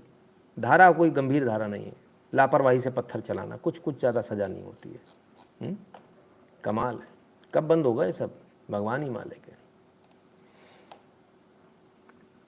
चलिए आगे चलते हैं, क्या इस बारे में डिस्कशन करें। वैसे ऐसे पत्थर इससे पूर्व में कुछ जगहों पर हमने देखा था, कई जगह से कहीं ऐसी घटना हुई थी जहाँ आबादी उल्टा था, विपरीत था। ऊपर हिंदू थे, नीचे से कुछ शायद मुस्लिम, शायद ऐसा मुझे याद आता है। तो उन्होंने नीचे से आग लगा दी थी, बोले आ जाओ बेटा अब नीचे उतरो। आग तो ऊपर ही जाएगी ना, अब रहोगे तो मरोगे, उतरोगे तो हम कूटेंगे। सब अपना अपना है सर, हल्का हल्का सा ध्यान है, पता नहीं कब की घटना है, ध्यान भी नहीं है। चलिए आगे चलते हैं और ज़रा देखें कि देश विदेश में और क्या हो रहा है। ओहो, अरे ये गोला यहाँ क्या कर रहा है भाई? हवाई जहाज की फैक्ट्री में आ गया भैया। किम जोंग उन इस समय जो है रशिया में, और रशिया में फाइटर जेट की फैक्ट्री देख रहे हैं। और इसको लेकर बड़ा परेशानी में है अमेरिका, और बड़े परेशानी में बाकी दूसरे वेस्टर्न कंट्रीज़। सबका कहना कि भाई ये तानाशाह है, ये पागल है, इसको मत दे देना हथियार, नहीं तो आफत हो जाएगी। हथियार छोड़ दिए, अब तो फाइटर जेट्स देने की बात चल रही है, ऐसा लग रहा है। तो रशिया क्या फाइटर जेट दे देगा, और क्या देने चाहिए, सवाल इस बात का है। तो मेरे ख्याल से जैसे मान लीजिए भारत अगर कोई फाइटर जेट बनाता या कोई भी साजो सामान बनाता तो देना चाहिए, अपने दोस्त बनाने चाहिए। अगर आप अकेले मजबूत रहोगे उससे काम नहीं बनेगा, जब तक आपके दोस्त मजबूत नहीं होंगे, क्योंकि आपकी एक लिमिटेशन है, कैपेसिटी है चीज़ों को रखने की, स्टोर करने की, उस पर इन्वेस्टमेंट करने की। अगर वो कैपेसिटी 10 लोगों में और हो जाए तो आपके पास कितना माल हो जाएगा, तो जब आपको ज़रूरत होगी तब तो वापस दे ही देंगे ना। इसलिए हमेशा जो है, जो जितने बड़े राष्ट्र होते हैं वो अपने ऐसे दोस्त बनाते हैं जो उनसे सामान खरीदें और उस सामान को अपने पास रखें। तो क्या होता है, जैसे मान लीजिए रशिया ने कोई मिसाइल बनाई और उसने वो 10 बड़े बड़े देशों को दे दी, तो उसके पास 10 देशों लायक माल तैयार है हमेशा, वो इन स्टॉक है, वो कभी भी वहाँ से मूव करा सकता है ना, कि अभी आप मुझे दे दो, मैं आपको इसको वापस लौटा दूंगा बाद में। इसलिए आवश्यकता होती है, और इसीलिए शायद जो है रशिया शायद हो सकता है दे भी दे। लेकिन बात तो यूक्रेन वॉर की आ रही है, रशिया पे जो वेस्ट ने वॉर कर रखा है यूक्रेन के नाम से, उसका क्या, ज़रा उसको भी देख लें जल्दी से। इनको पहचानते हैं आप, ये वही है Gaddafi, colonel Gaddafi. NATO is expanding towards Russia, बहुत पहले कहा था जब ये जिंदा था, सुनिएगा पूरे को। To get access to Russia's gas, oil, coal and iron.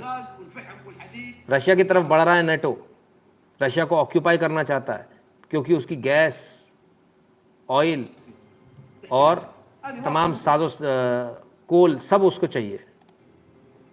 और ये बहुत क्लियर है, रशिया के बड़े अधिकारी जो हैं इस बारे में मुझसे बात करते हैं, और उन्होंने वो भी इस बारे में सचेत है, उनको मालूम है कि नेटो ये कर रहा है, अमेरिका ये कर रहा है, कि नेटो का रियल गोल है रशिया के ऑयल, कोल और गैस और आयरन को ऑक्यूपाई करना, रशिया को ऑक्यूपाई करना, गोल्ड माइंस को ऑक्यूपाई करना, जो नेटो के पास नहीं है, और इसलिए वो ऑक्यूपाई करना चाहते हैं। हम सबको विजिलेंट रहना चाहिए, वरना वो किसी दिन आके हमको रिप्लेस कर देंगे। अगर ये मेरी स्पीच रिकॉर्ड हो रही है तो इसको एक्सेसिबल बनाया जाए। नेटो अगर आए और ऑक्यूपाई करे लीबिया को, तो हम सब जिहादी बन जाएं।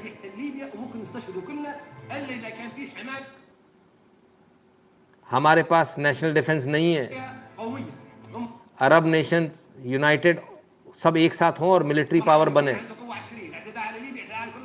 और ये माने कि लीबिया पे अटैक सारे अरबों पे अटैक है, लेबनान पे अटैक सारे अरबों पे अटैक है, मैरिटाइना पे अटैक सारे अरब पे अटैक है। जैसा अमेरिका इज किलिंग इटसेल्फ।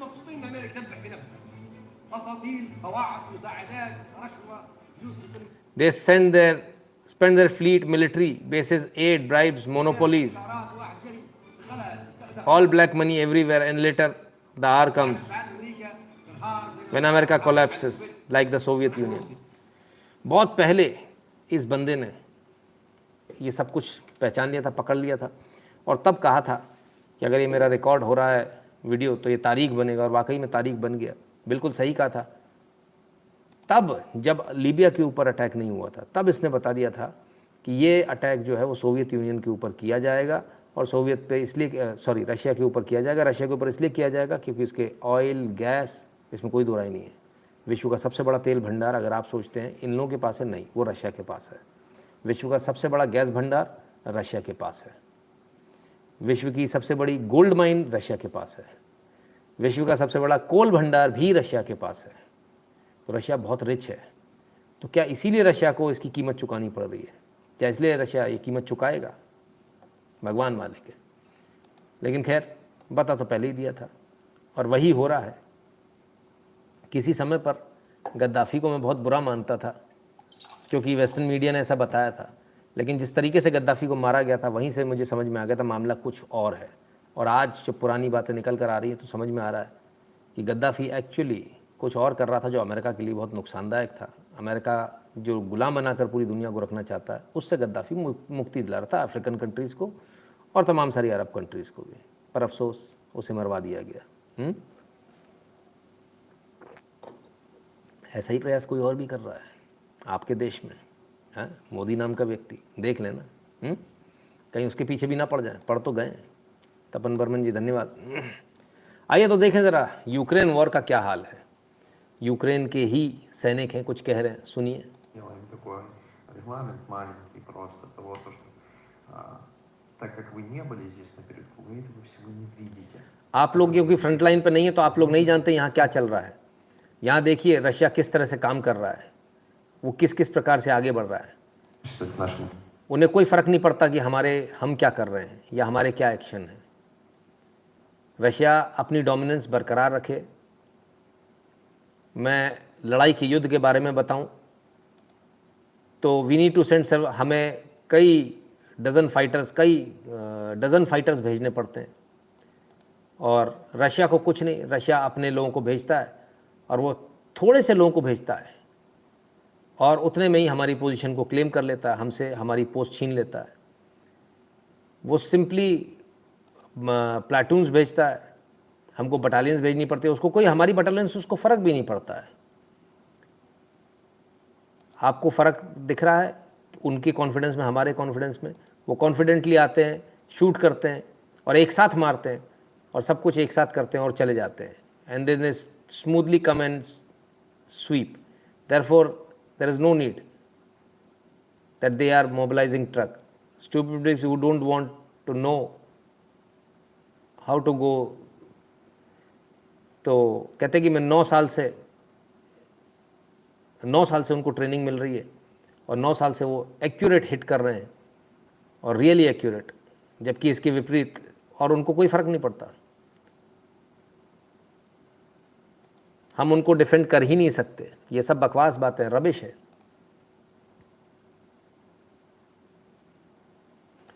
और ये यूक्रेन के सैनिक का वीडियो, ये तमाम सारे वीडियोज़ ना सर आप लोगों के पास नहीं आएंगे क्योंकि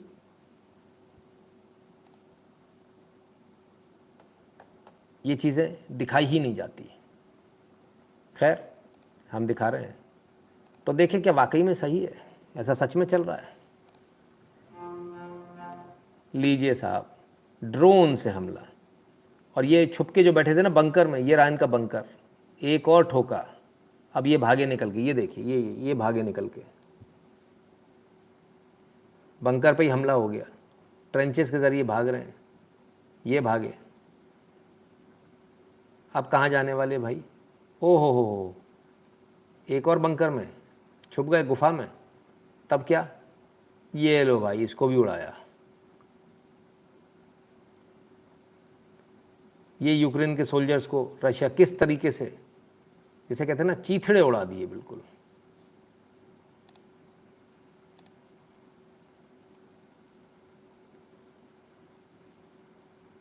ये देखिए, ये लाश लेकर जा रहे हैं, उसी जगह का वीडियो। एक और, अब ये रख के भागे, फिर ये अंदर घुस गए, यही गलती करी, फिर उसी जगह घुस गए। ड्रोन घूमा और घूमकर फिर दूसरी जगह से ठोक दिया। तमाम सारे वीडियोज़ हैं, ये देखिए। ये सोच रहे हैं कि हम ये इस तरह से खरगोश की तरह घुस के बच जाएंगे, तो नहीं बचने वाले हैं। अभी इनका भी काम तमाम होने वाला है। ये लो जी, खेल ख़त्म। ड्रोन ने पूरी युद्ध की नीति ही बदल दी। कभी कहा जाता था कि टैंक के बिना युद्ध जीता नहीं माना जाता, पर अब जो परिस्थिति आ गई है नई, इसमें तो बड़ा ही मुश्किल है। ड्रोन से जाइए, एक हैंड ग्रेनेड टपका दीजिए, खेल ख़त्म। छोटी छोटी जगह छुप के बैठे हैं, बहुत इजी है। रात में मारो, दिन में मारो, कभी भी मारो। और रशिया बहुत प्रिसिशन के साथ मार रहा है। ये देखिए, ये वो टेक्नोलॉजी है जिसको मैंने कहा था ना, रात में भी आप जिससे देख सकते हैं।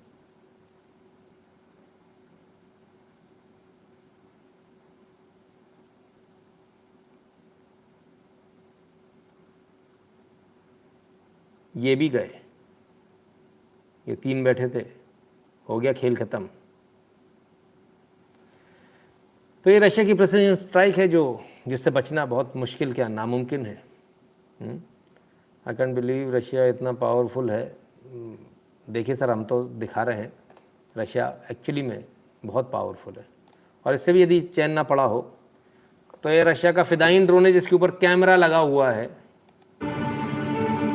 ज़रा इसको भी देख लें। देयर यू गो, एकदम चलती हुई गाड़ी पर किस तरह से फटा है, जाकर ज़रा देखिए। गजब है भाई।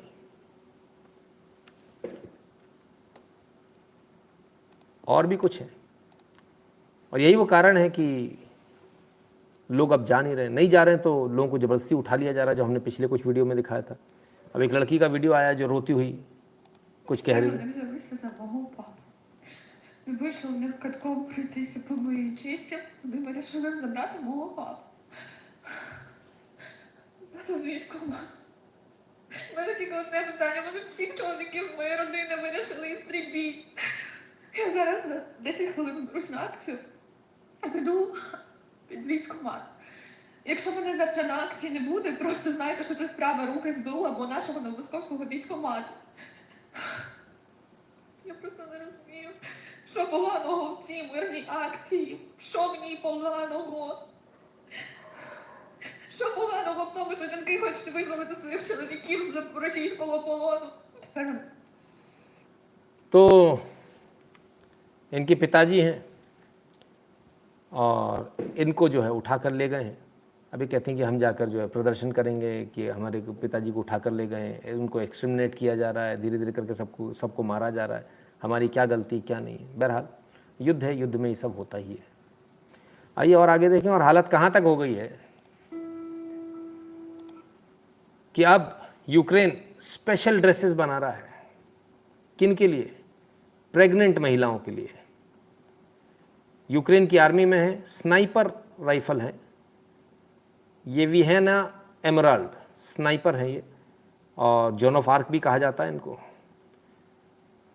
तो अब जो है ये प्रेग्नेंट हैं और इनके लिए प्रेगनेंसी में भी इनसे काम कर रही हैं ये, और इनके लिए स्पेशल ड्रेस बनाई जा रही है साहब। बड़े कमाल की बात है।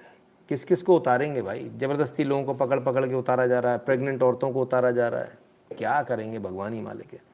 तो युद्ध की जो स्थिति है वो बदल चुकी है। पहले जैसे आज युद्ध सामने से नहीं लड़ा जाता, आज की तारीख में स्नाइपर्स के ज़रिए लड़ा जा रहा है, चोरी छुपे छद्म युद्ध लड़ा जा रहा है, ड्रोन से एरियल युद्ध लड़ा जा रहा है। बहुत कुछ ऐसा हो रहा है जो कभी नहीं हुआ। उधर एक और खबर आई है जो रशिया के लिए कम से कम अच्छी नहीं है। We can't rely on Russia to protect us any more, Armenian PM. Once one of the Kremlin's closest ally, Armenia, is now conducting joint drills with US soldiers. इनका पता नहीं कहाँ दिमाग चल गया। आर्मेनिया और अजरबैजान की लड़ाई हो रही है जिसमें रशिया ने मध्यस्थता करी थी और काफ़ी समझाने की कोशिश करी थी। इसके बावजूद आर्मेनिया को समझ में नहीं आ रहा है। तो आर्मेनिया के जो नेता हैं, जो वहाँ के जो लोग हैं, उनका कहना है कि हम अब रशिया पे भरोसा नहीं कर सकते और हम वेस्ट पे भरोसा करेंगे। तो US सोल्जर्स के साथ जो है जॉइंट वो कर रहे हैं। लेकिन इस बीच में एक वीडियो भी आया है, आज ही वो वीडियो आया है, किसी ने बोला भी था कि इस खबर को हम ज़रूर लें। तो अज़रबैजान के जो लोग हैं उन्होंने आर्मेनिया में US की जो एक सोल्जर थी उनको पकड़ लिया, जो ट्रेनिंग देने आई होंगी, जो भी हो जॉइंट एक्सरसाइज में, उनको पकड़ लिया और उनके साथ गैंगरेप किया। ना सिर्फ गैंगरेप किया, उसके बाद उसका वीडियो भी बनाया पूरा गैंगरेप करते हुए, और उसके बाद टुकड़े टुकड़े कर दिए उसके। तो ये चीज़ें भी आ रही हैं। युद्ध के मैदान में महिलाओं को इसीलिए नहीं भेजा जाता, और अमेरिका जो है जो ये जो कर रहा है यूक्रेन और अमेरिका, इससे सिर्फ नुकसान होना है, किसी का फ़ायदा नहीं होना। बहरहाल अमेरिका की बात करें तो क्या है, चाइना पेमेंट्स टू बाइडन, कुछ नई कहानी आ गई भाई साहब। चाइना ने पेमेंट दिया चेयरमैन यी को, चेयरमैन ने 2 लोगों को पेमेंट दिया, हडसन वेस्ट गुआंगवेंग डोंग को और स्टेट एनर्जी HK लिमिटेड को, और इनसे पैसा आया हडसन वेस्ट 3 के पास में और CEFC इंफ्रास्ट्रक्चर, और ये पैसा जाता है हंटर बाइडन के पास। हडसन वेस्ट 3 से भी, CEFC से भी, ये 2 कंपनियां हैं, और हडसन वेस्ट 4 भी है, और सीधे पैसा आता है लायन हॉल ग्रुप के पास में, और पैसा आता है अननोन कोई बाइडन है उसके पास, और हेली बाइडन के पास। तो बाइडन की पूरी फैमिली के पास पैसा आ रहा है, कहाँ से? चाइना से आ रहा है। किस तरह से घुमा के भेज रहे हैं, कभी स्टेट एनर्जी के माध्यम से, कभी किसी कंपनी के माध्यम से। कुल मिलाकर पूरी बाइडन फैमिली जो है चीन से पैसा लेती हुई पाई गई है। ये तमाम सारी चीज़ें चल रही, लेकिन अमेरिका में इसको लेकर कोई किसी को जल्दी नहीं, ना सुप्रीम कोर्ट को ना किसी को, सब शांति से बैठे, कहीं किसी को कोई हलचल नहीं सब। और जब पूछा गया बाइडन से तो बाइडन का क्या कहना है ज़रा वो भी देख लीजिए। Former White House aides of yours who tried to warn you about the potential conflicts of interest. Nobody warned me about a potential conflict of interest. Nobody warned me about that. And at the same time, George Kent, the State Department official, testified that he raised it to you no, and he your didn't staff. say To your to me. staff. He did not. To your staff. I stand corrected. Never heard that once. To your staff, and your staff told him he has no bandwidth. Well, my son was dying. I guess that's why he said it, because my son was on his deathbed. My son was dying, my son was on his death bed, ये कहाँ से बात आ गई? इनसे पूछा जा रहा conflict of interest था, आपको लोगों ने बताया था, अलार्म रेज किए थे, उस बात का जवाब नहीं देते, कुछ और ही जवाब आ गया। समझ में नहीं आता, बड़ी हैरानी होती देखकर कि ये वाकई में असली वीडियो है नकली। कभी कभी ऐसे शक होने लगते हैं इनके वीडियो देखकर। बहरहाल उम्मीद करेंगे असली ही हो। गुरुजी अभी रिकॉल हो रहा है, लास्ट ईयर जब रशिया इवेंट में गया था तब रोज़ सुबह लगभग हर जगह देखता था मिलिट्री ट्रेनिंग चल रही थी, क्योंकि उसकी टाइम वॉर स्टार्ट। ये एकदम से नहीं होता ना वॉर वगैरह, इसमें बहुत तैयारी लगती है।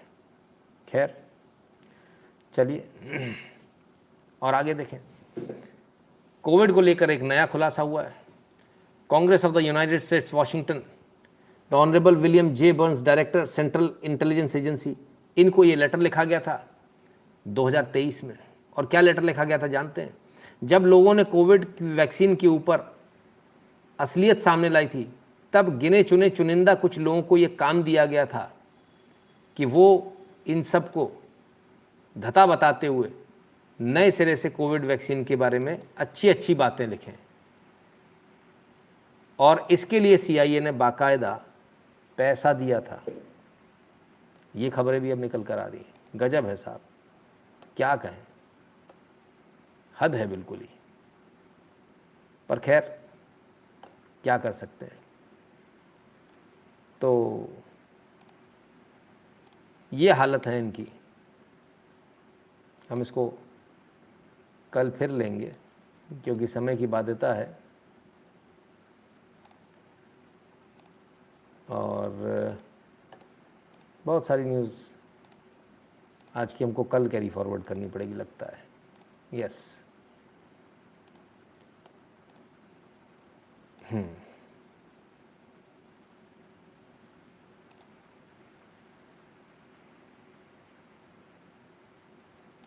चलिए अब आगे देखते हैं कि आपको जो दिखाया जाता है टीवी पर, कभी कभी टीवी वाले ज़रूरत से ज़्यादा ओवर एंथुजियास्ट हो जाते हैं। कुछ ऐसा ही देखने को यहाँ मिल रहा है। लोगों ने बीच पे खड्डा खोदा मजे मजे के लिए, वो चले गए। Hole on a beach has caused a stir in North Dublin. A local astronomy enthusiast is hoping the crater in Portmarnock could be the aftermath of a cosmic event. Wow, ये खड्डा लोगों ने खोदा था, वो चले गए। सैटरडे को खोदा गया था, भाई साहब न्यूज़ बन गई, कॉस्मिक इवेंट हो गया, साइंटिस्ट आ गए। अब देखिए, It's a huge, mysterious crater that looks out of this world. But is it? The unusual hole on Portmarnock Beach stopped local astrophysics enthusiast Dave Kennedy in his tracks yesterday. And he's certain the small but heavy rock inside it came from up above. As you can tell by here, there's a scorch mark on this side here, so that would have been at the angle that it came down at. And it is weighty. I'm not sure if it's composition, but we're definitely going to have to find out. The striking hole soon caught the attention of passers-by, many hoping that what they're witnessing is the aftermath of a once-in-a-lifetime cosmic event. गजब है साहब, astrophysicist. अरे भाई साहब मैं मर ही जाएगा। गजब के फिजिसिस्ट हैं साहब दुनिया में। न्यूज़ मेकर्स भी गजब के हैं। न्यूज़ बन गई, फिजिसिस्ट आ गए और वो कहीं से गोबर का कंडा उठा लिया, कहते ये ऊपर से गिरा है, हाँ यहाँ से ऐसे तिरछा है तो ये ऐसे गिरा होगा, तो ऐसा हुआ, तो ऐसे इन लोगों ने एवोल्यूशन ऑफ अर्थ ढूंढा है। जानते हैं आप, और आपको पढ़ाया जाता, आप लोग पढ़ते हो। समझ में आ गया कितने गधे हैं? कमाल है साहब, कमाल है। जो कहा जाए वो कम है इनके बारे में। खैर चलिए और आगे चलें।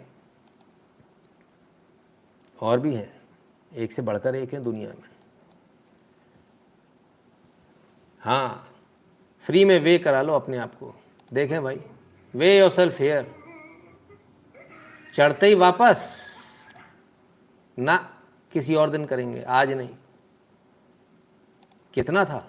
ओए होए होए होए, आधे चढ़े में 142 हो गया भाई साहब, वापस आ गई ना। वाह रे वाह, अभी भी हाथ में कुछ खाने का है, अभी भी है कुछ ना कुछ खाने का। गजब है, क्या कहें, कमाल के लोग हैं। तो ये हैं साहब इनके यहाँ के फिजिसिस्ट, इनके यहाँ के लोग, जो कहें सो थोड़ा है। चलिए, तो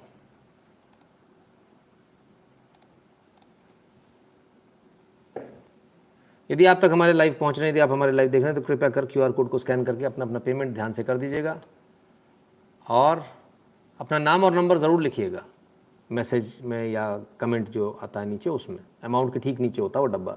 8770720196 पर गूगल पे, पेटीएम, फ़ोनपे के माध्यम से भी आप अपनी अपनी फीस भर सकते हैं। जो भारत के बाहर है वो patreon.com/चेतन शुक्ला पर जाकर या फिर paypal.me/चेतन शुक्ला GWL पर जाकर ध्यान से अपनी अपनी फ़ीस भर दें। पेपाल पर बहुत सारे लोगों को जवाब नहीं मिल पाया होगा, क्योंकि पिछले 1-1.5 महीने से आपको मालूम ही है कि व्यस्तता कुछ और थी। तो उन सभी लोगों से क्षमा चाहता हूँ, क्योंकि अब रिप्लाई करना मेरे लिए भी थोड़ा मुश्किल रहेगा। प्रयास करूँगा कि नए सिरे से अपन उसको यहाँ से शुरू करेंगे, जितना हो सकेगा उतना कोशिश भी करूँगा। तो खैर, तो मित्रों ये था आज का लाइव। कल फिर मिलेंगे बहुत सारे न्यूज़, बहुत सारे एनालिसिस के साथ। तब तक के लिए स्वस्थ रहिए, मस्त रहिए, अपना खूब सारा ख्याल रखिए और भगवान की कृपा आप सब पर बनी रहे। और संडे को मिलेंगे सूरत में, धमाल करेंगे। ठीक है, बहुत बहुत धन्यवाद। बहुत बहुत धन्यवाद विवेक भाटिया जी, कहते हैं इंटरनेशनल एनालिसिस बहुत बढ़िया है, धन्यवाद। टिप्पणी चांद पर भी ऐसे ही गए थे लोग। हाँ बराबर सही पकड़े आप, यही है। चलिए, राम राम सभी को।